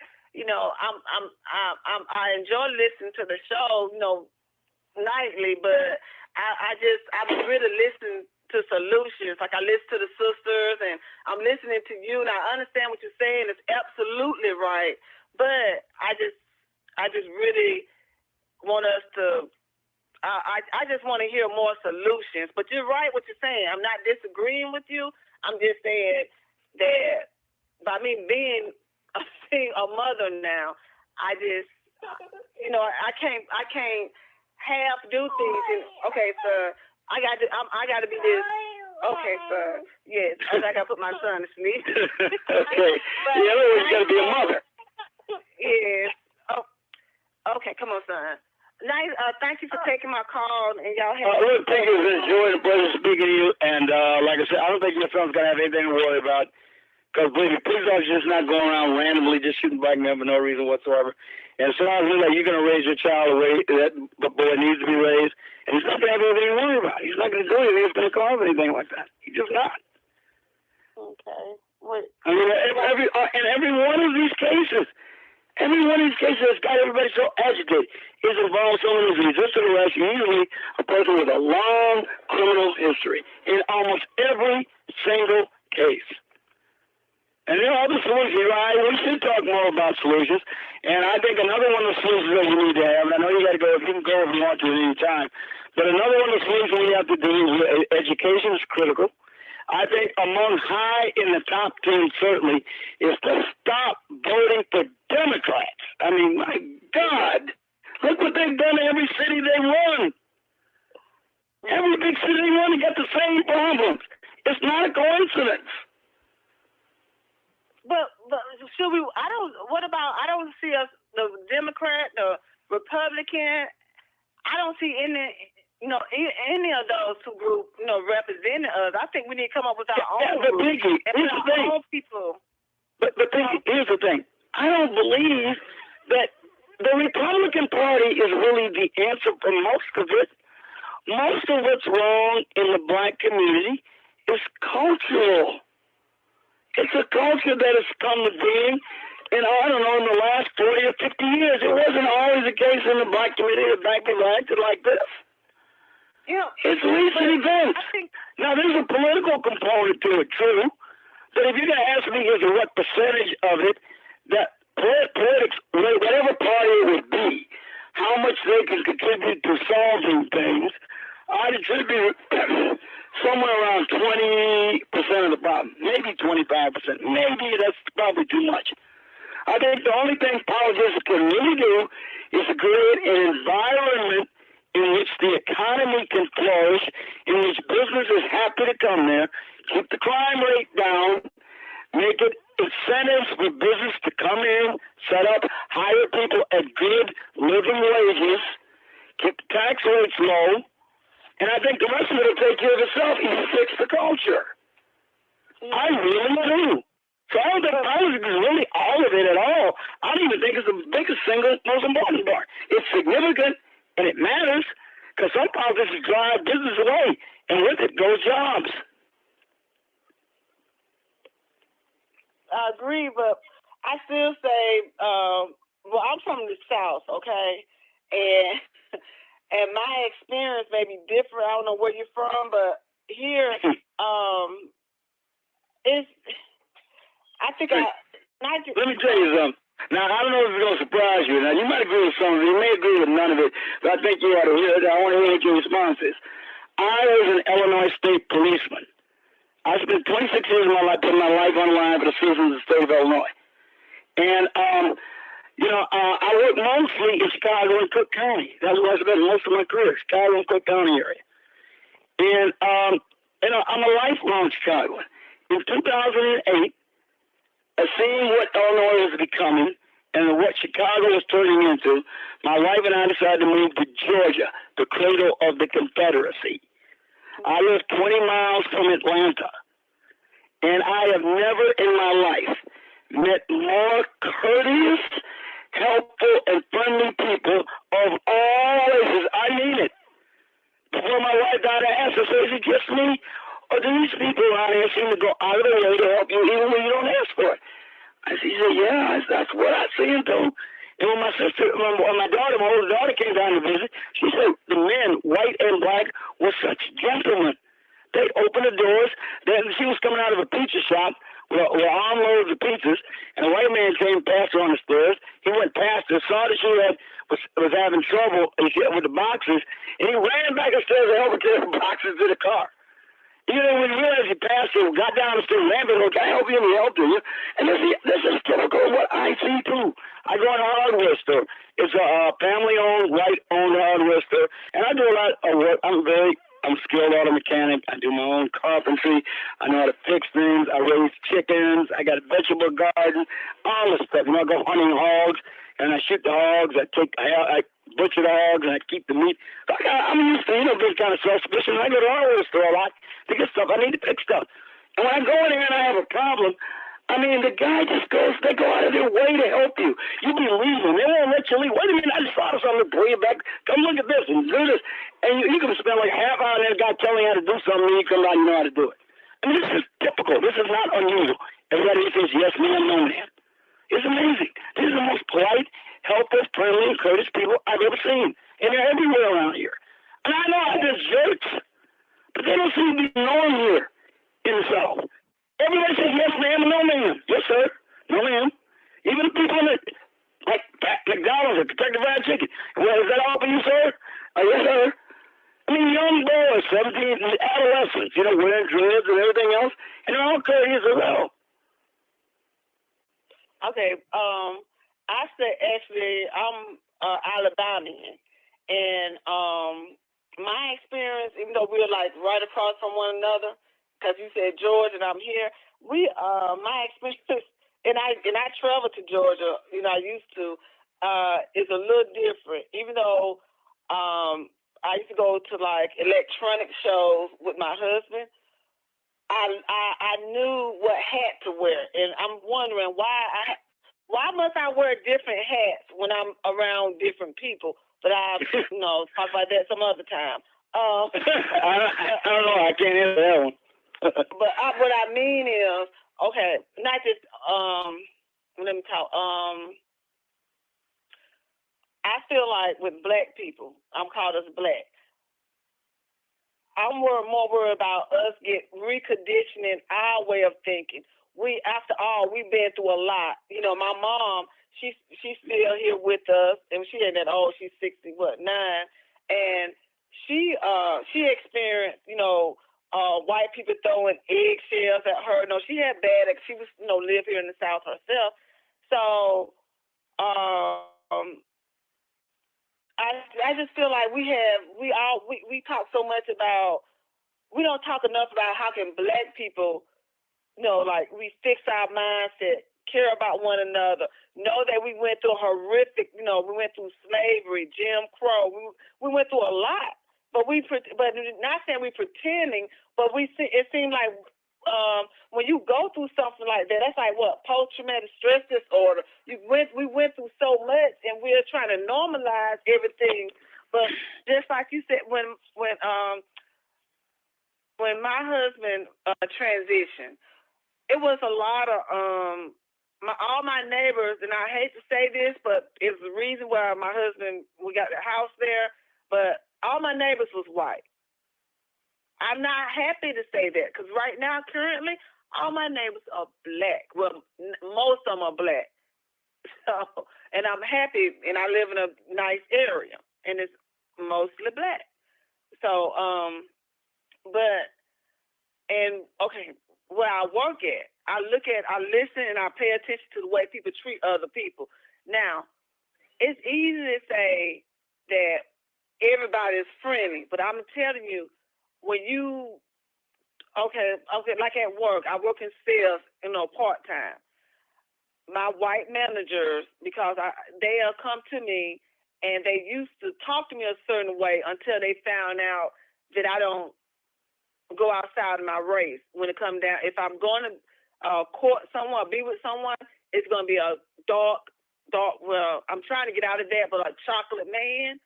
But I'm talking about court, like, I don't date. Now I'm not sounding right, but what I'm saying is, a lot of white pursuers was coming to me, trying to get to know me.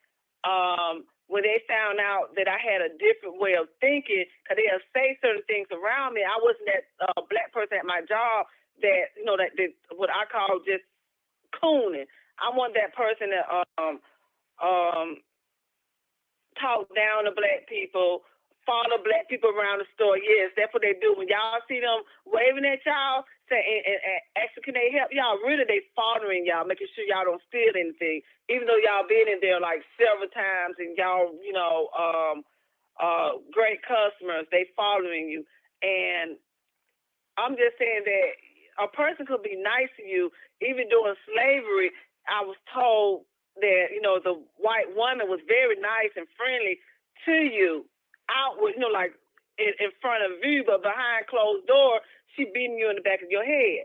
I don't know. I'm just saying, just because someone of another race is friendly to me, I don't automatically call them my friend. And I know I'm probably off subject because I feel like I feel like it's an emergency going on right now where I got to protect my son and my people.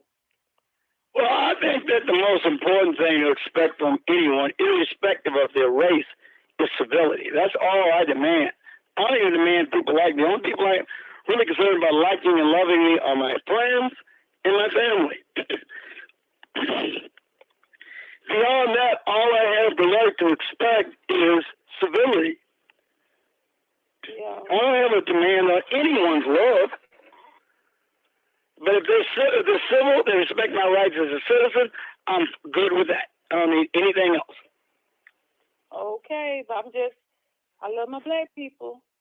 Oh, I love some of my Black people, put it that way. Some of them. Yeah, I love all of them. Yeah, you know what? I love them. I love them, even the bad. When I say the bad, like the bad step brothers, I love them, but I know they bad because okay. You may love them in a sense of principle, in that Jesus Christ commanded you to love all men or something like that. Okay, I get that.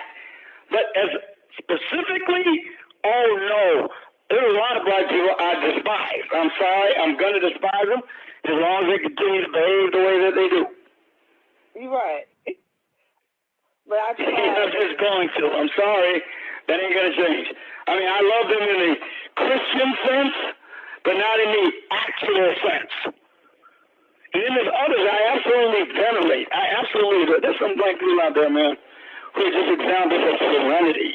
They're serene, they're gracious, they're charming,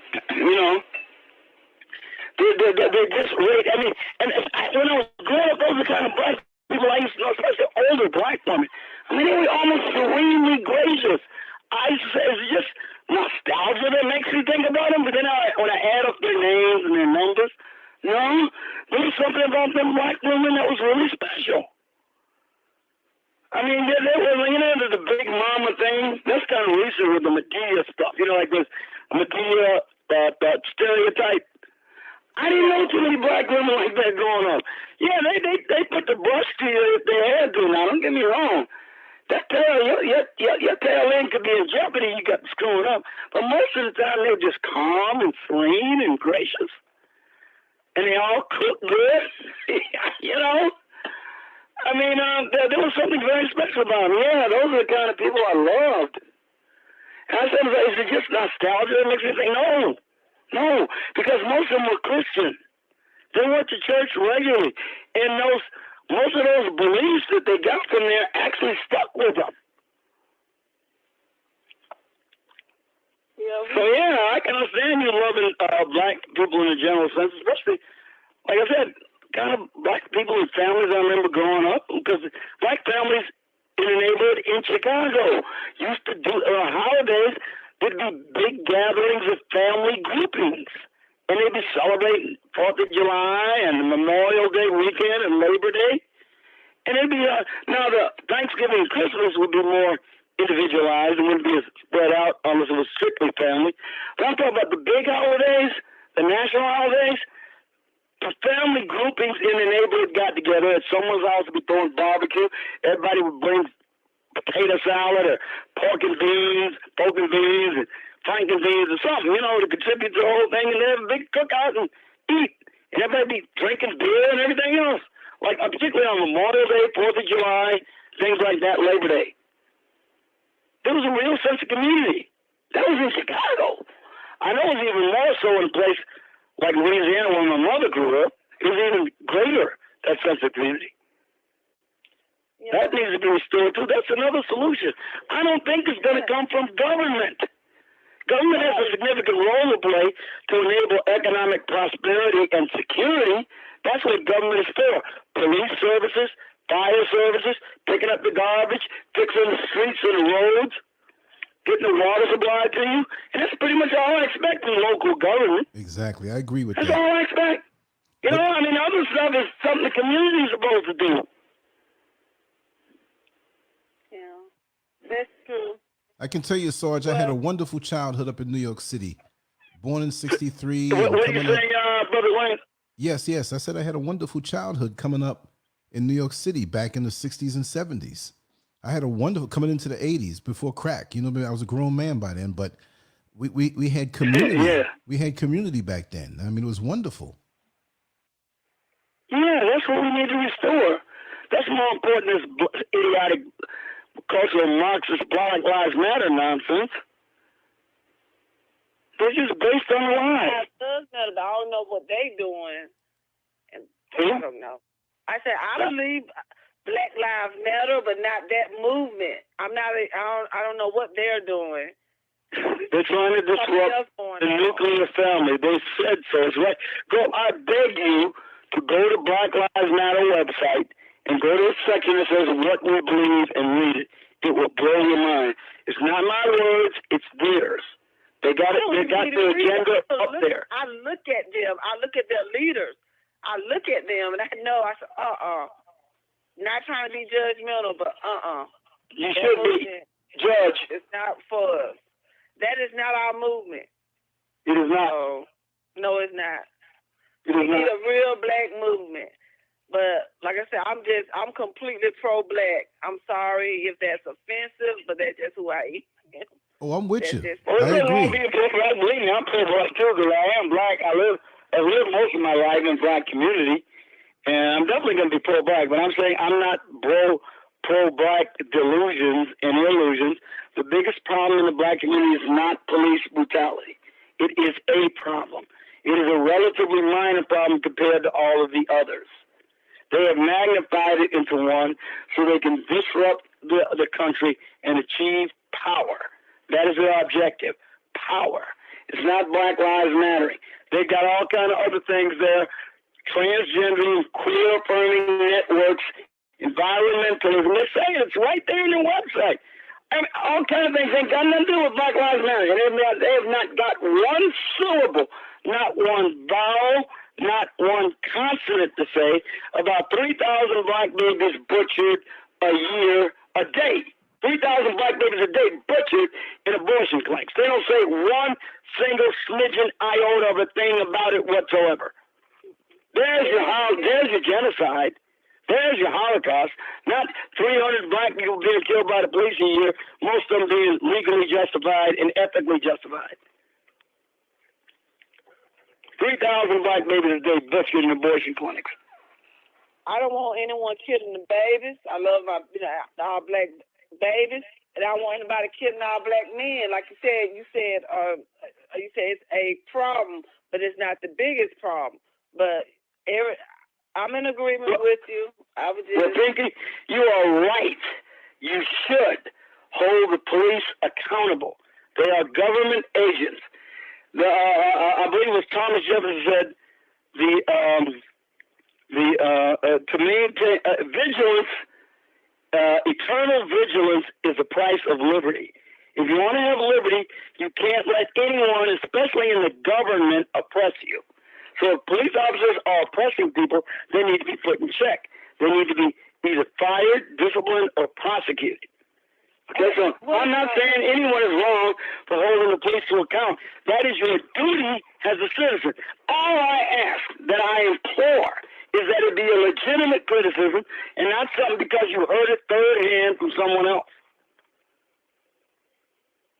And with the police, if we're going to keep, police in our neighborhoods, why can't we have just black police officers in our neighborhood? Why we got to have right here in Birmingham? When I see police officers, I see a whole lot of white police officers, police in black neighborhoods. Well, here's what you got to understand. Here's what you got to understand. Making assignments based on race for public officials and agencies is illegal unless there's a legitimate concern for it. For instance, you assign a police officer to a particular area because you want him to go undercover and he's got to blend in with a gang. That is a legitimate racial reason for choosing someone of a particular race. White man for Hell's Angels, a white motorcycle club, and a black man for a black drug street gang. Makes sense, okay? But here's the way most police departments get around that. When you, like in Chicago, for instance, if you're a Chicago police officer and you attain 3 years of seniority, you're allowed to bid for the assignment where you want to work. Most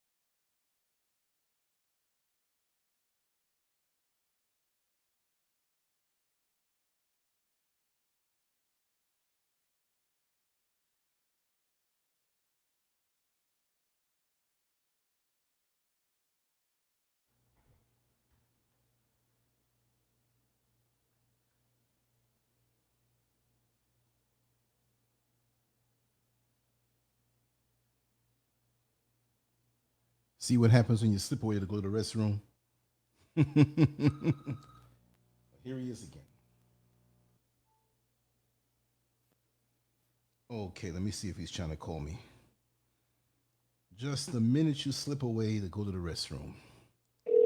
There you go. Sorry about that, folks.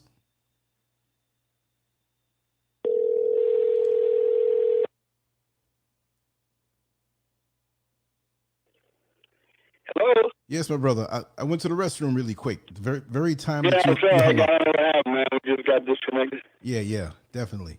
I see in the chat room there's no sound. Yeah, no problem. Sorry, everybody. I went away to go to the restroom. I think it's going really good there, actually. I was talking to you there. Well, you know, it flowed and it was nice. And like I said, you know, we want to be thought-provoking and we have all that. A lot of folks don't understand sometimes, you know, hey, we're gonna talk, we're gonna think, we're gonna chop it up. You know, my thing is that on a lot of shows, you have people who, as a host, it has to be within a rigid group. And then you end up being a group where it's a rigid ideology. Okay, I'm very strong on what I stand for. And there's certain people I'm not just going to have on the show. I'm not going to sit here and promote somebody who's against me or whatever, but of us, we have different ideologies, different backgrounds, different things. Look how you spoke of your wonderful wife. Who wouldn't love that about you? You know what I mean? I wouldn't take anything that I disagree with. And you're a family man. Like I said, I know you for many years. A lot of other folks don't know that. So they say, oh man, I can't listen to this guy. Look, you know, look, here's the thing. You know, we have to try the flavors out to know what it is. Imagine now, you go to the refrigerator and the light in the refrigerator is out, or the freezer, and all the lights are out in the house, but it's not a power outage, it's just something unique. But the refrigerator is still on, keeping everything frozen, but you have no light. So you reach in to the freezer to grab ice cream, and it's dark, but you dig your spoon in there and you put it in a small little, you know, a small little cup, a small little bowl, and you fill it up in general. And then you take a little bit of the ice cream after you're done, and you taste strawberry, right? But you, in the dark, you don't know, not knowing that it's a swirl of chocolate, vanilla, and strawberry. You might pull out mostly strawberry. The next person behind you might pull out more chocolate or more vanilla, or a perfect balance of all three. But you're not going to know until you try it out. Many who might hear you in the beginning may not understand you. And we've debated many a times. And like I said, we can still, but see, you're a real man, I'm a real man. We can disagree and then have our family values, shake hands, be like, yo, I got your back, man. I know you're real. There are many people out here who are, oh man, I want to hear this. They will throw the whole person that you are away because they don't agree with one swirl of the ice cream that's inside, not knowing there's more. You see what I mean? I don't know where that came from. That's pretty mildly, yeah. See what I mean? So they may get a taste of vanilla and not like it and throw the whole you away, not knowing that their favorite strawberry is in there. So this is how I deal. And because I know you so long, and I know, you know, you come out swinging, whatever. If there's anybody that want to have in the trenches with me, it's you. Because whatever you say, you're going to stand by the word. And you put your face out there, and people, you know, like I said, there's things we don't agree with. Whatever, you hear the shows when you're not on, you may say, man, I don't agree with that. But you know at the core what I am. You know what the swirls are inside of me. That sounded funny, but I didn't mean it in any funny way. You know what I mean? But so this is what we got to get back to, where you can have a subdivision. Let's just take a subdivision of different families, all stolen Africans, black, highly melanated, whatever you want to call it, okay? And these guys, the fathers may come together in one of the backyards or the barbecue, and it's mostly men. The women are out front or inside or somewhere else. And you get into a fierce debate. But at the end of the day, no matter how fierce the debate went, that's all it is, because you might be sleeping in your house peaceably, and the man who you debated in a fierce fashion, that an outsider would say, oh my God, they probably hate each other, they're going to fight. That same neighbor that you know well, and you know it's nothing negative between the both of you, or you just have different ideologies. He may see somebody trying to break in your house, or a couple of guys trying to come around your house, and they all have guns. Guess what? He's not going to do like the typical Negro and say, "Oh, he got to handle it." I don't care what happens to him. He don't believe. A real man will say, "Hey," he'll probably call you, or get his machine gun, or get his rifle, or get his thing to come on out and defend you, who may not agree with him. And hours earlier had a fierce debate and didn't even come to a final solution, but you know that you're real men. And it's like, hey, he's got a family. These guys are coming in there with guns. I got to take care of business. That's the cloth that I'm cut from way back in my day, which may not go as far back as your day, but it's a continuum, and we don't have much of that right now. And so that's. Well, I'm gonna tell you, man. Like I said, I know what it is to come a long way. Because like I was telling the folks there, I believe that Nation of Islam, Dr. Yaqub jive, man. I believed it. Mm-hmm. He came to the big head Dr. Yaqub. Man, they had me so hooked on that, man.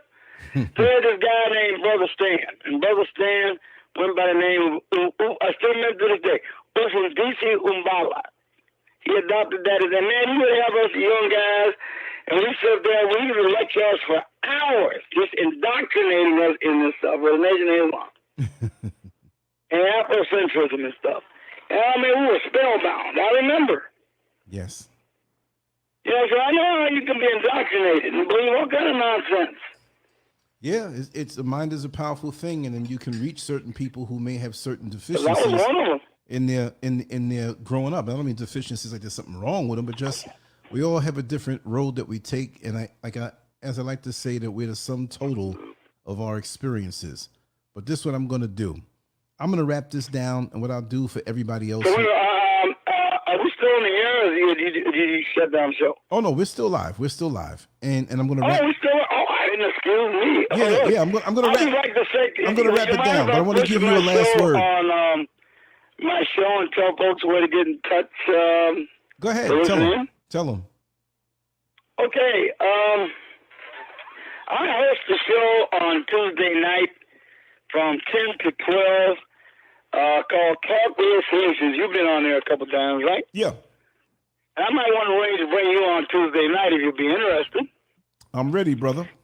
Bring me on. All right. Well, I'll call you and I'll arrange the details later. But on Tuesday night from 10 to 12 p.m., I'm on Talk Real Solutions. I host the show there in that time frame.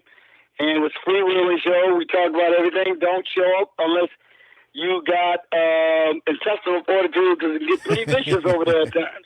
No, this is what we do. But if you do, you'll probably be entertained and hopefully edified. Well, that's what we're going to do. You can hear it on Facebook.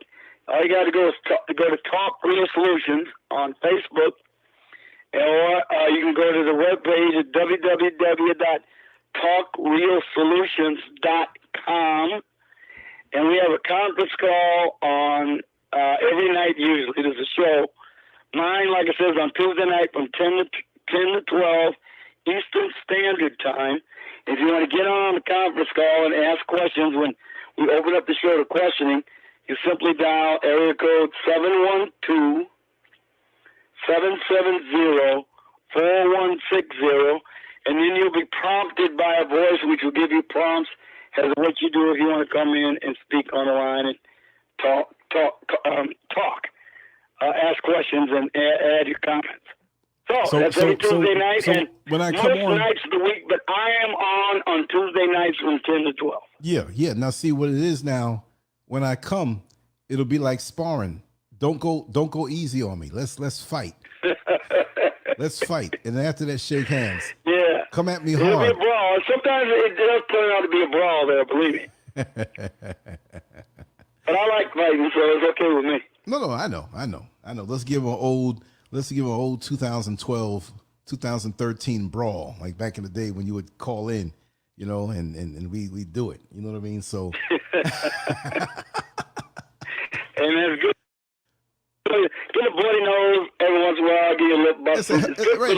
That's a healthy thing. You see a lot of guys understand that. It is. It's a humbling thing, and it keeps you sharp. It's good.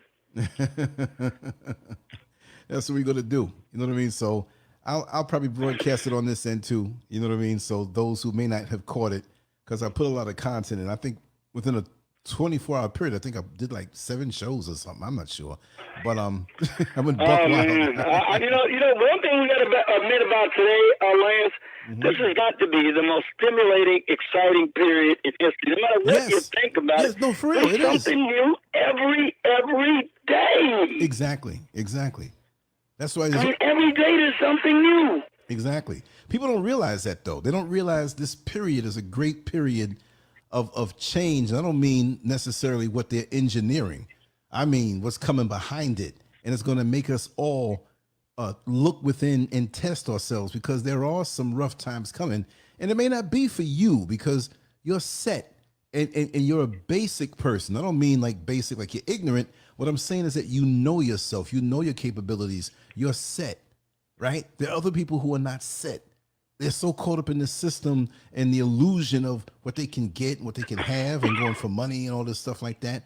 You're a guy who I would put you out in the woods with a few other people, and I know that you'll still be there in 2 months. Like put you out, way out, where you just have your hands and to survive and all. I know you'll be the one, you know what I mean, to survive.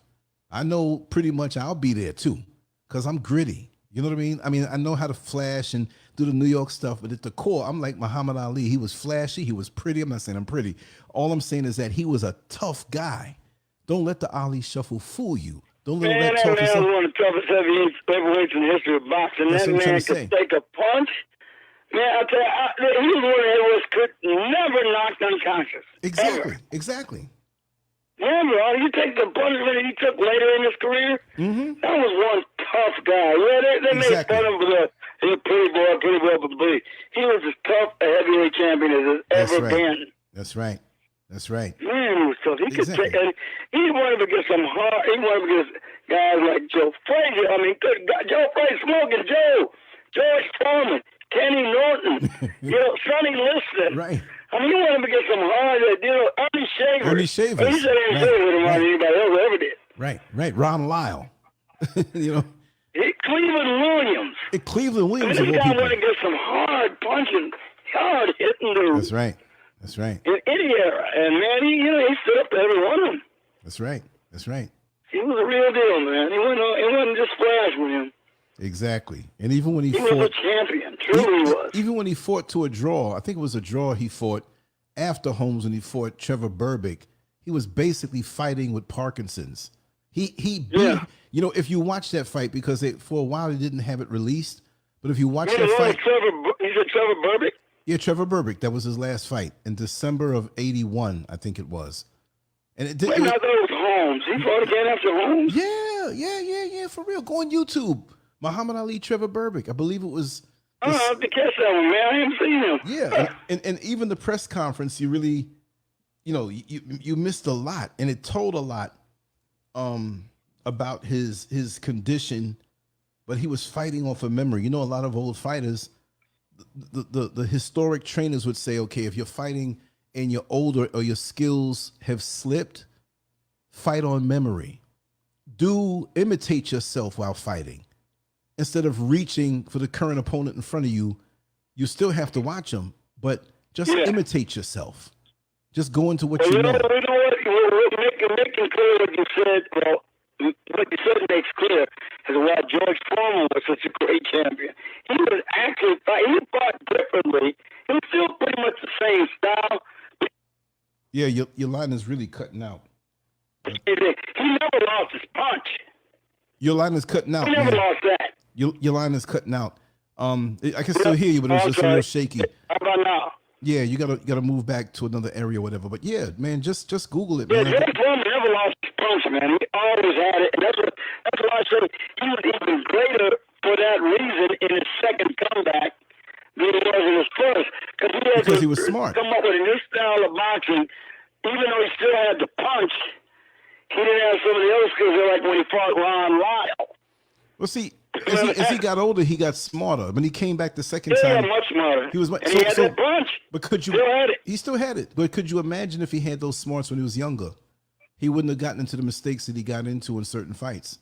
Because remember, Jimmy Young beat him. I mean, that bugged me out. As small as he was and as strong as Foreman was, even though it's not about strength, but Jimmy Young beat him. Jimmy Young was a small heavyweight. Remember when Jimmy Young fought Ali in Maryland in 1976 and basically beat him? But I believe he was they gave him violations. They took points off because he would stick his head out of the ring. I don't know if you remember that. You have to remember that when he fought Jimmy Young, and Jimmy Young sometimes when he was getting Ali was getting the best of him in the combinations, he'd just take his whole upper body and stick it out the ring. But Ali was out of shape, but Jimmy Young was pretty much on the money, and he was the real thing because Jimmy Young fought Ken Norton. I think Norton beat him. Yeah, it was Norton who beat him to get the fight with Holmes. But Jimmy Young, it was a close fight. But I think the politics of boxing, they wanted to have Ken Norton because he was more established, had a better name. To have Ali and Jimmy Young fight again, Jimmy Young was a boring fighter, but he was a technician. I liked him. I like technicians, but people who are not really. Yeah, he was a really good journeyman technician.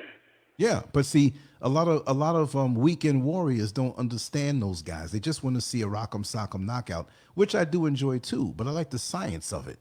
I like the little things that you see, because most people don't know about those things. The reason like you said, I like to see a technician work because I think the most perfect fight I've ever seen a heavyweight do was Ali's fight against Cleveland Williams. Yeah. And it's kind of a shame in a way because even though Cleveland Williams was still formidable when Ali fought him, he hadn't lost it. Remember, cops shot him, and they had to remove a good deal of his small intestine. Yeah, and he's still. Remember? Yeah. So, I mean, Cleveland Williams was one of the best fighters and never was heavyweight champion. Believe me. Yeah. No, I know that. Cleveland Williams was like a cat. They call him a big cat. He was like a cat in the ring. Mm-hmm. He had one hell of a punch. He had great endurance. He had great speed. Everything else. Yeah. Now, I would have liked to see Ali fought the Cleveland Williams that fought Sonny Liston and lost to him. Yeah. That was one hell of a fight. I don't know if you ever saw it. Yeah, I saw it. I saw all of those fights, man. Let me but tell you. Liston Williams was a great fight, and I would have liked to see what Cleveland Williams would have done against Ali at his peak. Right. Because he was a bit diminished by that wound he suffered at the hands of that police officer. Right. But what I'm saying, too. He almost died. I mean, Muhammad Ali with Joe Frazier. That was still the only word to say what Ali did to Williams that night. He dismantled him. He took his soul. Round by round. Yeah. It was like Cleveland Williams was a house, and he was taking planks and boards and bricks out each round. But let me tell you something. What if Ali never went into the draft situation that took away 3.5 years, and he kept the momentum on maintaining his shape and never losing momentum, and caught Frazier early as Frazier was coming up? Like, okay, say for example, they fought in March of '71, and I know Frazier came out of the Olympics in '64 and built himself up to that point. So what if Ali, never having stopped, fought Frazier maybe, and they take time to build up a fight, maybe like a year or two before, like a '69 or '70? I think the results would have been different because him coming off of that exile like that, he lost a lot, and he still held on. He still did well, and it shows you how tough it was. I think he would have edged out Frazier, even though the Frazier who may have been a year younger might have been more vicious, and he had his own momentum, So what do you think about that? If Ali never... I think Muhammad Ali was the most nearly perfect heavyweight champion that has ever lived. He had every combination. The only thing he actually absolutely excelled over anyone was in movement, but in everything else, he had defensive skill, he had certainly offensive skill, combination, speed. He was, his power wasn't the best. It was by no means worse. It was more than adequate. An accumulation of what is quick power would wear a fighter down. But he had enough to keep people off him. He had all of it. We didn't have any weaknesses. He just had some things that weren't at the very top. He had no weaknesses at all during the time frame during the draft period when he was at his peak, his prime. His record would have been that much greater. I don't know how much greater. I only know it would have been significant. Yeah, you're right. The man had no weaknesses as a fighter. He had none. None. He didn't have, like I said, he didn't have the biggest punch. His punch was more than adequate. It certainly could his jab could keep anybody off of him. Well, it was the whip. And when he put the combination together, he was capable of knocking out just about anyone. Yeah, true. He had defensive skills. He had offense. He could take a punch. I mean, he had no weaknesses. And I think one of the The reasons only why thing that he could didn't take knock out more Muhammad Ali people. down was age. The reason why I don't think That he was knocked it. out more people is because he was on his feet, moving around a whole lot. Now he didn't have the. It wasn't like he was weak. He was up there, but his style made it where it wasn't. No, he was he wasn't big. He settled was down. strong. Yeah, he wasn't settled down in his feet to generate that much power. When you're moving around on your toes like that, you're not generating much power. So when he did settle down, he had enough power to keep any heavyweight off of him, although he wasn't a George Foreman or Ernie Shavers. Yeah, You see what I but mean? he had more than enough power when you consider he put together those combinations. Yeah, of course. His 'Cause- power is certainly more than adequate. And when you put it together in combinations, that's all it took. Right, the speed and you not knowing where it's going to come from, and the exotic angles that he hits you from. There's a lot of things that people don't understand when they compare fighters. They'll see some of the guys today, and it's like these guys couldn't shake a stick. And I don't want to sound like some old guy who only wanted to talk about from what's in my era. Just like when I used to get my hair cut in the late 60s, early 70s, and I was in single-digit ages, all the barbers were like, yeah, man, Joe Louis would beat Muhammad Ali. He was too big and too whatever. There's no way. But for him now, he was a universal guy that even today, the only thing that he would be at a disadvantage of would be the size. But then not really because, you know, I mean, he fought his peak 215, below 220, above 210, depending. But he would still dismantle these guys because remember, he was a 15-round fighter at heavyweight, and at his peak, he can move every single round. How can these guys do it? And he fought several times a year. A great fighter in any era is going to be a great fighter in any era because whatever benefits anybody's got in any era are going to be available to him too. Yeah. I mean, you're not going to be at the top of your field in any particular era in sports history unless you are inherently great in any era. Exactly. Like Rocky Marciano, Jersey Joe Walcott. Now you know I got issues. It doesn't matter what era they would come in, they'll still be great. I got issues with Rocky Marciano. I got issues with him. Greater, but they're going to be great no matter what. Let me tell you something. I got issues with Rocky Marciano. I got issues with Rocky Marciano. Like, you know, okay, they could fly in a Boeing 707. Well, they could fly in a Boeing 737, 747, or Airbus today. Okay, because they got it available today. You know? So, I mean, and that's why people say, oh, he only was good in that era. Listen, you know, Jack Dempsey's going to be great in any era. That's why Mike Tyson studied him so much. Because Jack Dempsey's style was perfect for him. See, the style Jack Dempsey used was perfect for Mike Tyson. He basically said so. I'm Jack Dempsey. Because he studied Jack Dempsey. I'm going to use a lot of my techniques with Jack Dempsey. Jack Dempsey's going to be great in any era. Mike Tyson understood this. By the way, Mike Tyson was one of the best students of boxing there ever was. He had boxing intelligence up the ass. And I don't ever heard him speak about boxing. That man knew boxing as well as almost any boxing historian I've ever heard speak. He understood the techniques, the history, everything. The great fighters, the history, everything. Yeah, man. Like I said, he modeled himself primarily after Jack Dempsey because he thought Jack Dempsey's style was the easiest for him to adopt. And it did suit him well. And even when that, what's his name, the Atlas guy taught him a herky-jerky thing, the back and forth, while coming with the gloves up real high, he had everything he needed. He had the Jack Dempsey style and what Jerry Atlas taught him.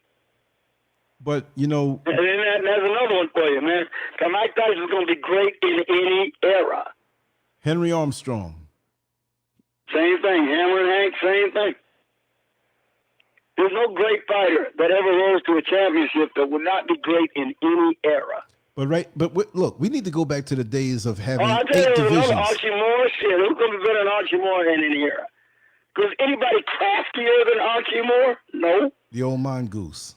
Better ring general than Archie Moore? No. And you just can't say nothing about Sugar Ray Robinson, man. How can you get better? No, the original. The original, yeah. That's true. I mean, even if Sugar Ray Leonard, okay, he was great too, but Sugar Ray Robinson, good Lord. Man, that's like the model fighter. Yes. He had no weaknesses. You didn't check him out with his crazy ass. You know, I mean, hey, same thing. I mean, these guys are going to be great in any area they would fight in. I mean, Well, let me tell you, man, you gotta really look at that Berbick fight with Muhammad Ali.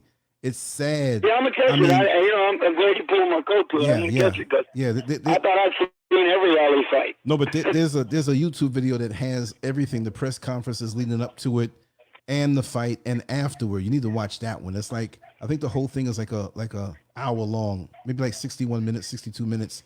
But you need to see that. It gives you the best feel of what's going on, and you can see that the Parkinson's was hitting him, but he was still. His mind was, I mean, he made his body do the best that it could, and he wasn't like, but you can see it. And he was trying hard, but he was almost like he was sleepwalking. But Berbick wasn't something, Berbick wasn't a pushover, but Berbick wasn't, it made it even for them. I think they fought to a draw, or maybe he lost, or they fought to a draw. I think if he didn't have Parkinson's, he might have took Larry Holmes, Well, right. Let's say he just had a normal, aged Muhammad Ali at 38 years old, whatever he was, and he didn't have Parkinson's, I think he would have took Holmes. Yeah. But he fought too long, and Holmes knew him very well from being a sparring partner, And Holmes' jab had a different look because people know that Larry Holmes' jab was one of the best in the business. Oh, one of the best ever. It was different from Ali's, though. Larry Holmes' jab was a jackhammer, and he worked on it being that way. So he worked on trying to keep up with Ali when he was coming up. But then he had a different kind of jab than Ali. They both had great jabs, but Ali would get there faster in his prime in the 60s. It's just like Ali's jab had a lot more power than Holmes. Well, it was speed with him. It was a whip more so. Yeah, that's right. But Holmes would knock you out with his jab, though. He kind of busted great with that jab, but he was so quick with it. That's what he used to keep people off him. Well, Holmes is such a technician that people don't even give him credit for. But even when you look at, he's one of the great heavyweights of all time. I do. You look at two guys like George Foreman and Ernie Shavers. Ernie Shavers hit so much harder than George Foreman, but he didn't have the skill set. Even though Foreman's skill set wasn't really all that. Shavers, man. Yeah, Foreman didn't have much of a jab at all. No, but I'm saying as far as power, Ernie Shavers and George Foreman, Shavers has more. He had frightening power. That was in the whole. They all knew that, but he didn't have the skills like other guys. You know what I mean? But punch for punch. Yeah. If I had to take a punch, and they say, whose punch would you want to have out of all the fighters of all time? I'd say Ernie Shavers. To heck with Mike Tyson. To heck with anybody else. Nobody hit him harder than he did. Yeah, nobody hit harder. No, he'd murder you, but he didn't have other skills. But with punch for punch, man, let me tell you something. It was bone crushing. It was just, and I don't know how he had so much power. It was like, okay, he's muscularly strong, he's training. But when you compare him to the fighters of today, he wasn't a big, I think it was like 6 foot, but 6 foot, maybe 205 or 10 pounds or 215. And his physique wasn't super impressive like these guys who are on these PEDs now. You know what I mean? So, I mean, we got to have a boxing. We totally changed the subject. You know a fighter that was one of those never was but should have been? He was an African fighter, man. They put him in a nut house. You know what I'm talking about? Ike Abuchi from Nigeria. Yeah, Ike Abuchi. Yeah, that dude was incredible. That guy. When you look at the way he handled himself in a lot of these fights he was in, but I said, man, this guy is really. No, but he's really something. His speed. They call him the president. The president. Technique, but he was crazy. No, but his mind, man, his mind wasn't there. He fought. Yeah, no, it was there, but it was not attached to his head. Exactly. He was out of his mind. But he didn't understand, man. He came to America, man, and got caught up in the fast life, and he got caught with them prostitutes in Las Vegas, and I think he manhandled them. You see, it's not just fighting is not just about what you do in the ring, man. There's a lot of. Let me tell you something. The greatest fighters of all time, and I'm gonna say like even Muhammad Ali, there's some dude out there in the hood somewhere in the last 100 years on the corner, drunk, just doing nothing, who could have beat the guys who had the discipline, but they didn't have the mind for it. They might have went and played football or something. They might have, been just a neighborhood guy. It's just like up in New York City, some of the best basketball players of all time were never pro, but they'd play in different parks around, and people would see them and it's like, man, they might have been on drugs. So I'm not knocking Ali. He's the greatest, right? And all these other guys earned it, but they had the mind and the discipline to train. How many guys out here have the talent, but they don't have the emotional stability, the mental fortitude, and the drive to train? Because training is not easy at all.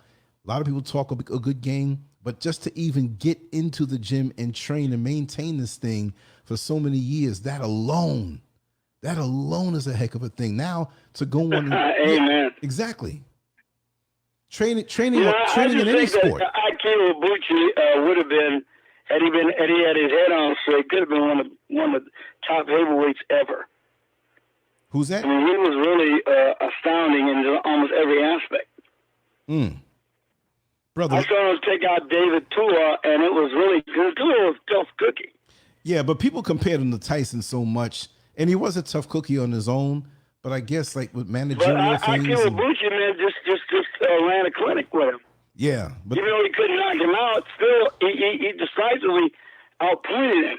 But I could be Ibushi, man. He's a disappointment, man. He's one guy that would have loved to see take it further, especially in that era, in that time of Klitschko when they dominated in the heavyweight division and Lennox Lewis was on his way out. That would have been a heck of a thing to see him come up in the sea. If he had a custom model, if he had a person who was on him like that, I don't know the whole story, but he's like a big waist. The guy was strong. He can fight. He had natural fighting instincts, and he had a natural, physique, meaning that physique doesn't mean anything when it's time to fight, but he had the whole pack. He was a scary looking dude. He was an entire package, man. He was a really good fighter. He had good technique and everything. Yeah, he was a genetic freak. And I'll tell you another guy that was a disappointment, could have been a great fighter, except for the fact that he didn't have the focus. Tommy Morrison. Yeah, but see, Hollywood got to him. He had a weakness, though, that was pronounced, and he had glass chin. That was his problem. He had glass chin. He had very good combinations. He was fast. He was strong enough, but the problem was he couldn't focus. He didn't train right, and he let his personal life just ruin him. But see, he got in that Rocky movie, and to me, that ruined his mind because he got caught up in the whole Hollywood thing, and he continued fighting. Of course, this guy, most of these guys are taking steroids. They say he had HIV, whatever, we don't know, but, he didn't have. See, now, okay, look. It's one thing to get to the amateurs and get to the professional ranks and come up, but when you're getting near the professional top level, that's hard enough. And then the managerial things and then moving you and the disappointments of the fights that are canceled and everything. Now you get to a certain point, you get to that level. Now all the women are coming after you. Now you're a star. And it was worse for him because, he was on a Rocky movie, man. So they knew he really had, they went to his head, man. It fucked him up. He never was right after that. Really. So going up to the hotel room and there's 8 to 10 women waiting for you in your bed and somebody let them in there so you can celebrate. That's too much, man. That's too much. But that goes with anybody. He just got away from him, man. Ali was doing it. Ali was doing it the whole time, even though, publicly. Ali was just an exceptional human being. Okay, Ali was just whatever applies to anyone normally. And let's face it, Tommy Morrison is nowhere near in the same class as Ali, but he could have been superb and in the top tier had he focused. Ali could, in his prime, Ali could almost do it without even a lot of training. I know, but see, my thing is, he was just exceptional. He was just a person who was born to be a heavyweight champion. Right. Exactly. But my thing is that even when Ali began to slack off, yeah, but when he began to kind of slack off and cut corners, if he had applied himself, he would have been so much better.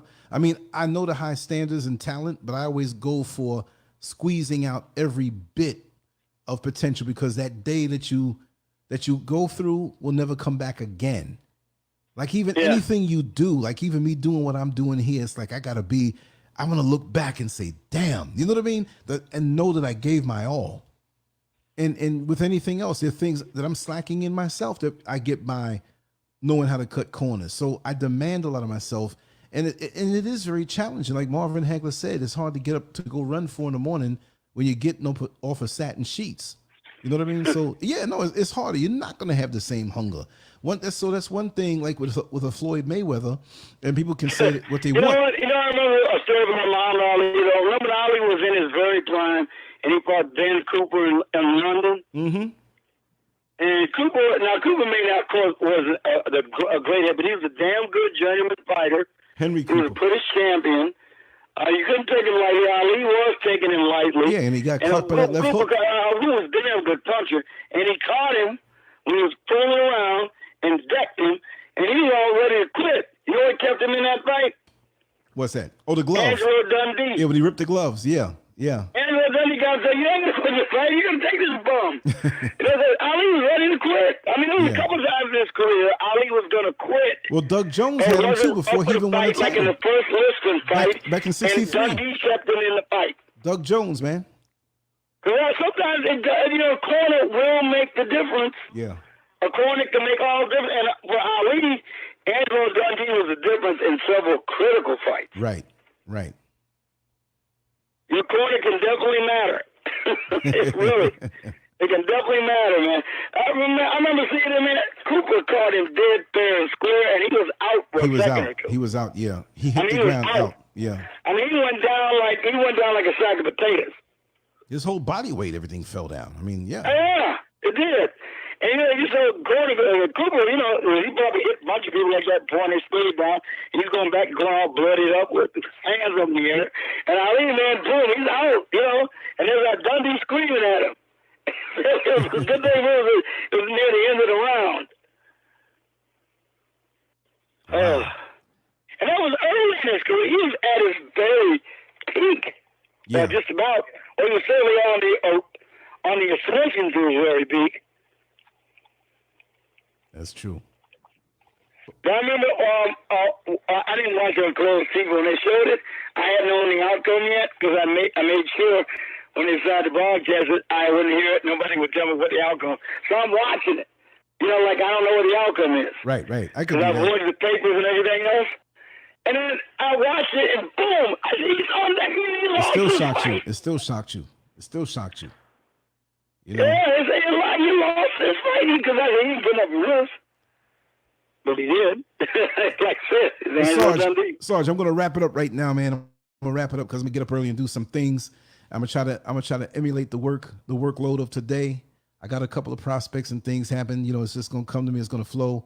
I'm going to get some rest and come out swinging the same way. You know what I mean? I'm going to roll. Sounds good. You know what I mean? So yeah, that was a good talk, man. What I'm going to do, we got to set up a night where we talk about boxing. For that dynamic. Cool, man. That's something I love, and you know your stuff. You're a fighter, you know that, and I think that would be because there's a lot, and it will take there's no stress on me doing this stuff, but it'll be something that a lot of others would enjoy from other platforms and different things, and it would grow, and they would still see the other things that we do. So I just I want to mold. Just one more question I got, but what do you think about this guy? What's his name? The Gypsy King. What do you think about him? Well, because he put on a clinic, man, that night. He put on a clinic that night. He took the belt. Well, they got the glove. One thing I'm surprised at how big that motherfucker's massive. No, but the thing, they got the glove gate thing going on with him. And mainstream media is trying to ignore glove gate. His gloves were tampered with. I'm not a fan of anyone. Wait, you really? I haven't heard that. What you got to do is go to certain boxing pages on YouTube because there are full-time media guys that are not the old school media in an investigative way. There's a couple of channels that I follow, and get hip to them, man. I'm gonna send you the links and just watch them. It's true, and they're trying to cover it up. The WBC covered up the fact that Tyson Fury tampered with his gloves. You can see it in the photo. He had his gloves pretty much well up the wrist. I don't know how they got past that in the dressing room, but you can see the still shots all through that second fight. And there was something in the gloves also. So it put a dent in Deontay Wilder's head. Now, I'm not a fan. I'm neutral with boxing. I love boxing. It's not like, back in the day, it was Muhammad Ali, but I love, because those guys were my superheroes, man. They stopped me from reading comic books. But it's just a sport now on a technical level. And I like certain things about Tyson Fury's personality. I'm always going to root for my brother, but there's certain things, but he's messed up, man. I'm going to tell you something about him, and this is honest. I'm not making it up.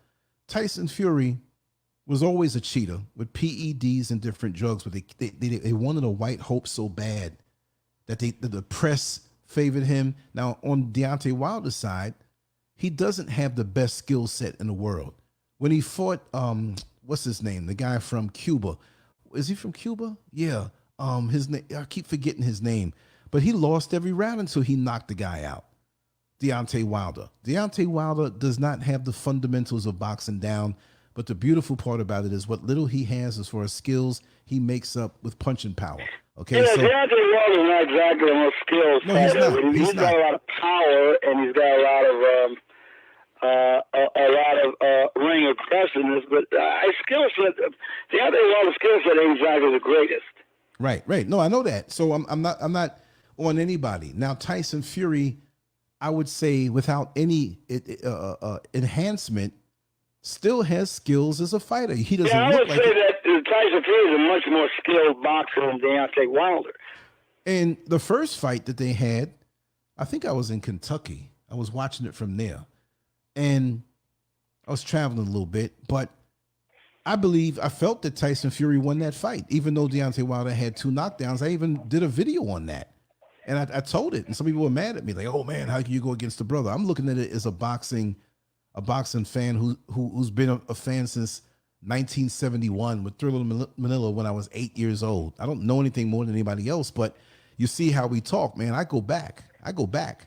That's another part of my life that I want to play around with maybe once a week on a show, But yeah, there's a lot. You'll enjoy some of these pages. It's not like something flat and corny. They keep you up to date, making 7-8 different videos a day, and you'll get into it and they'll point out certain things because there's no fights going on right now because of the pandemic. But the thing is that they keep up with everything. And for me, it was never just about 2 guys in the ring hitting each other. That's part of it.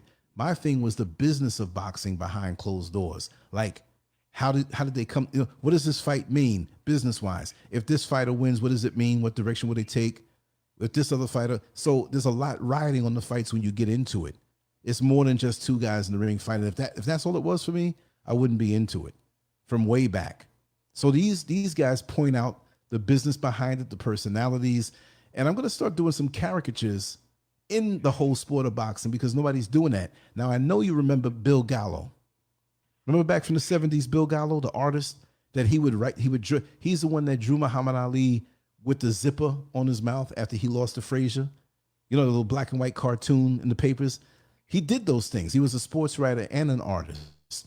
So he loved heavyweight boxing and just all fighters. And he would draw these pictures, and they're like legendary now. They're priceless. They're worth millions of dollars. Nobody's doing that right now. And he has a very similar style to mine. I think I'm a little more detailed than him. But what he gave to the sport of boxing was priceless.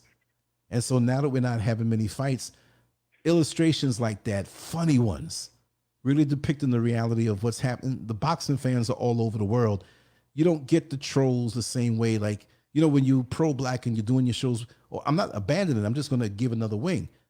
If I do a separate channel like that and throw up an illustration once a week and show it and sell them too, I would have millions. I would have millions of subscribers on that particular channel.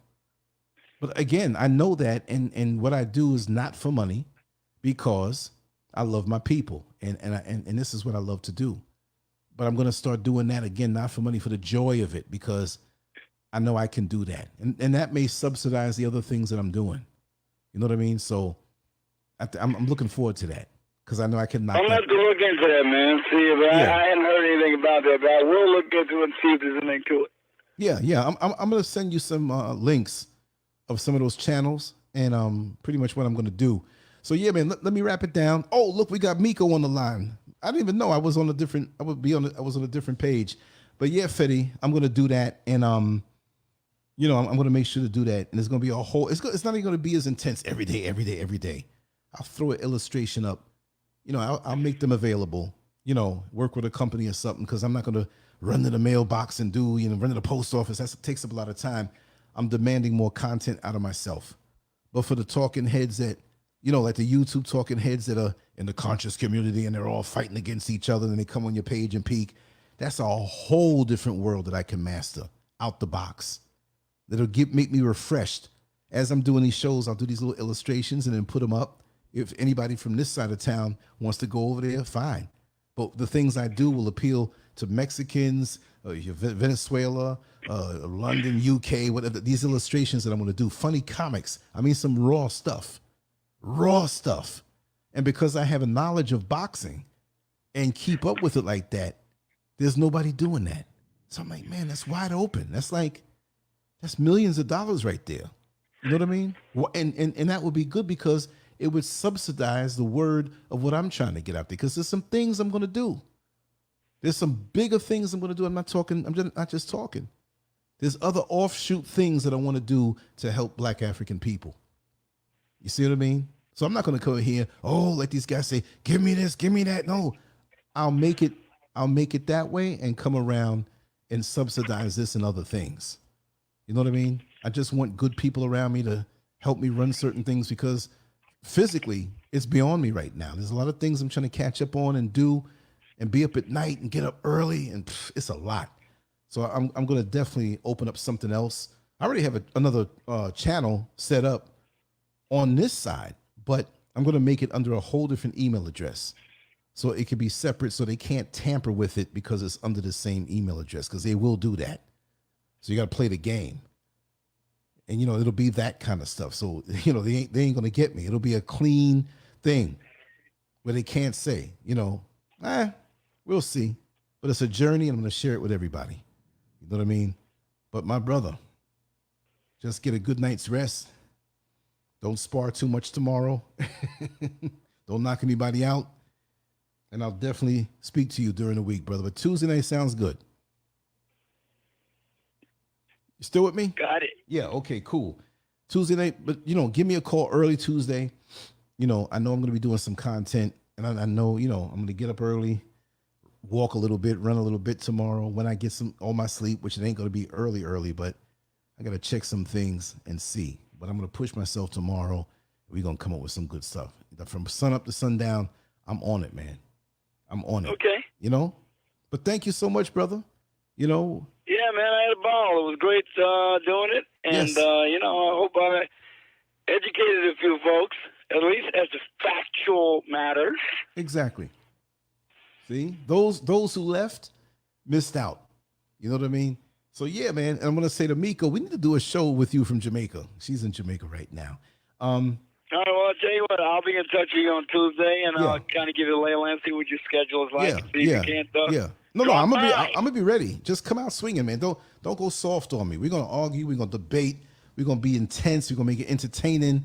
Folks will get a chance to see me not as a host who's polite, but corner me, come at me. You know what I mean? Yeah, but be ready when you come at me. On what subject do you think we could appear to be the most contentious? You pick a subject. I'm gonna defend Black people. I'm you not gonna give them a must break. have some that are near and dear to your heart. There's so much, man. I'm multifaceted. I know it is hard to make a choice. There's so much shit going on. Exactly. But see, the thing is like for me, I'm not a person who's into the statistics to quote them like that. I'm a general kind of guy. That's why it's hard to pin me in a corner.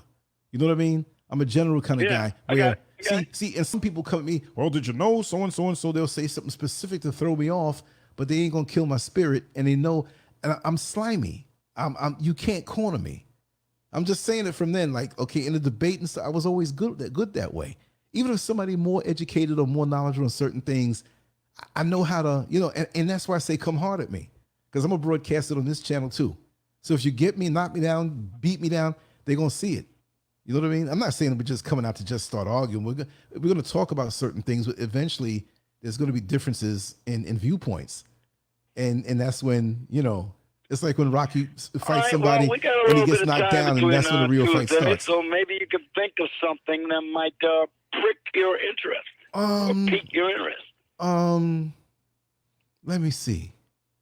Look, I'm a few videos short of getting to 4,000 videos. Now, a lot of guys do videos and they'll pop up their phone and hold it up and do something for 5 minutes. When we go in, we go in. Sometimes I upload something for 15, 20 minutes, but our stuff here lasts for hours. So the watch time, the accumulated watch time is way more than maybe some dudes that have 2 or 3 times more, which I'm not in competition with anybody. But I'm used to grinding. I'm like a 15-round fighter. I'm not some 3-round amateur. I'll hang with you It'll be hard to get rid of me. So I'm challenging you, brother. Come on at me. You know what I mean? We'll you'll pick a subject, you know, something to do with the black community, something that I can defend, something that, you know, come with statistics. I'll talk my way around it. You know, I mean, I live this. I've been on this planet for 57 years, man. And I got some skills. I like to hone them. I don't back down. You don't back down. That's what I love about you. You know? All right. Well, look, I'll tell you what, we can both do some pondering, and maybe we'll in the come meantime, up with something between on there. Yeah, in the meantime, yeah, we'll come up with something. We'll come up with something. But it'll be, we'll have a verbal steel cage match after a while. We'll talk, and something's going to, you know, one of us going to hit each other low or elbow. It's like, yo, what's up? Boom. Then we're going to start going hard. So I'm looking forward to that.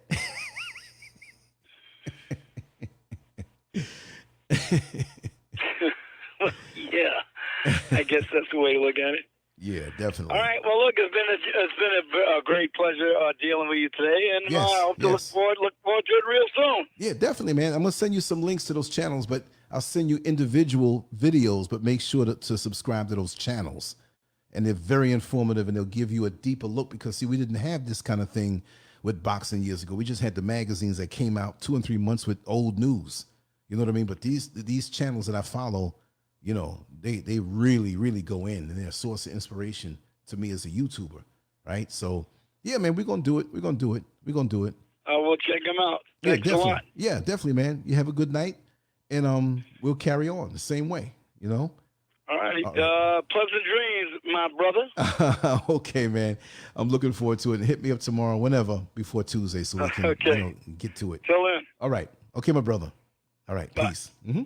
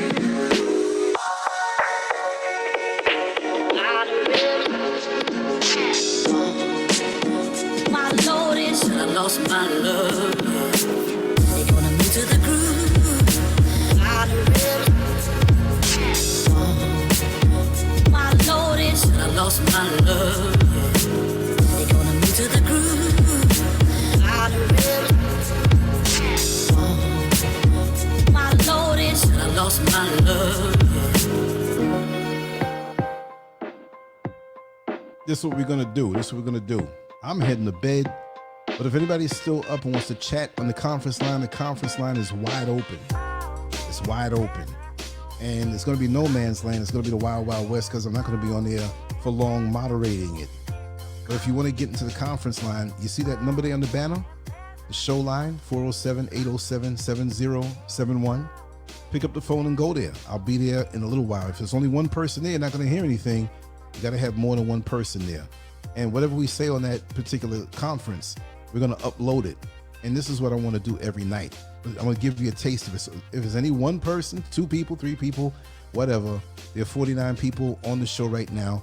look at that number, call it up. If you just want to be nosy and listen or whatever, it's no problem. I'm gonna go there for a few minutes to see if anybody's there. I'm not gonna wait up all night. We did like 7 or 8 videos in the last 24 hours, so that took a lot of work, and I did chores today. So I'm a little beat, I'm not gonna lie, but I'm still good enough to fight anybody out here and defeat anybody, you know what I mean? But I am fatigued, so get to that number. I'll be there in like 90 seconds because I'm gonna start. This is gonna be the last song we play. I'm gonna run the little outros, and I'll be there in 3 minutes, but you can go there. You don't need a passcode for it tonight. All right, so that's what we're gonna do. It's time now. We're gonna get it up out of here. We've been on here long enough, almost 3 hours on the show. So I think we had enough tonight, right? Okay, peace out.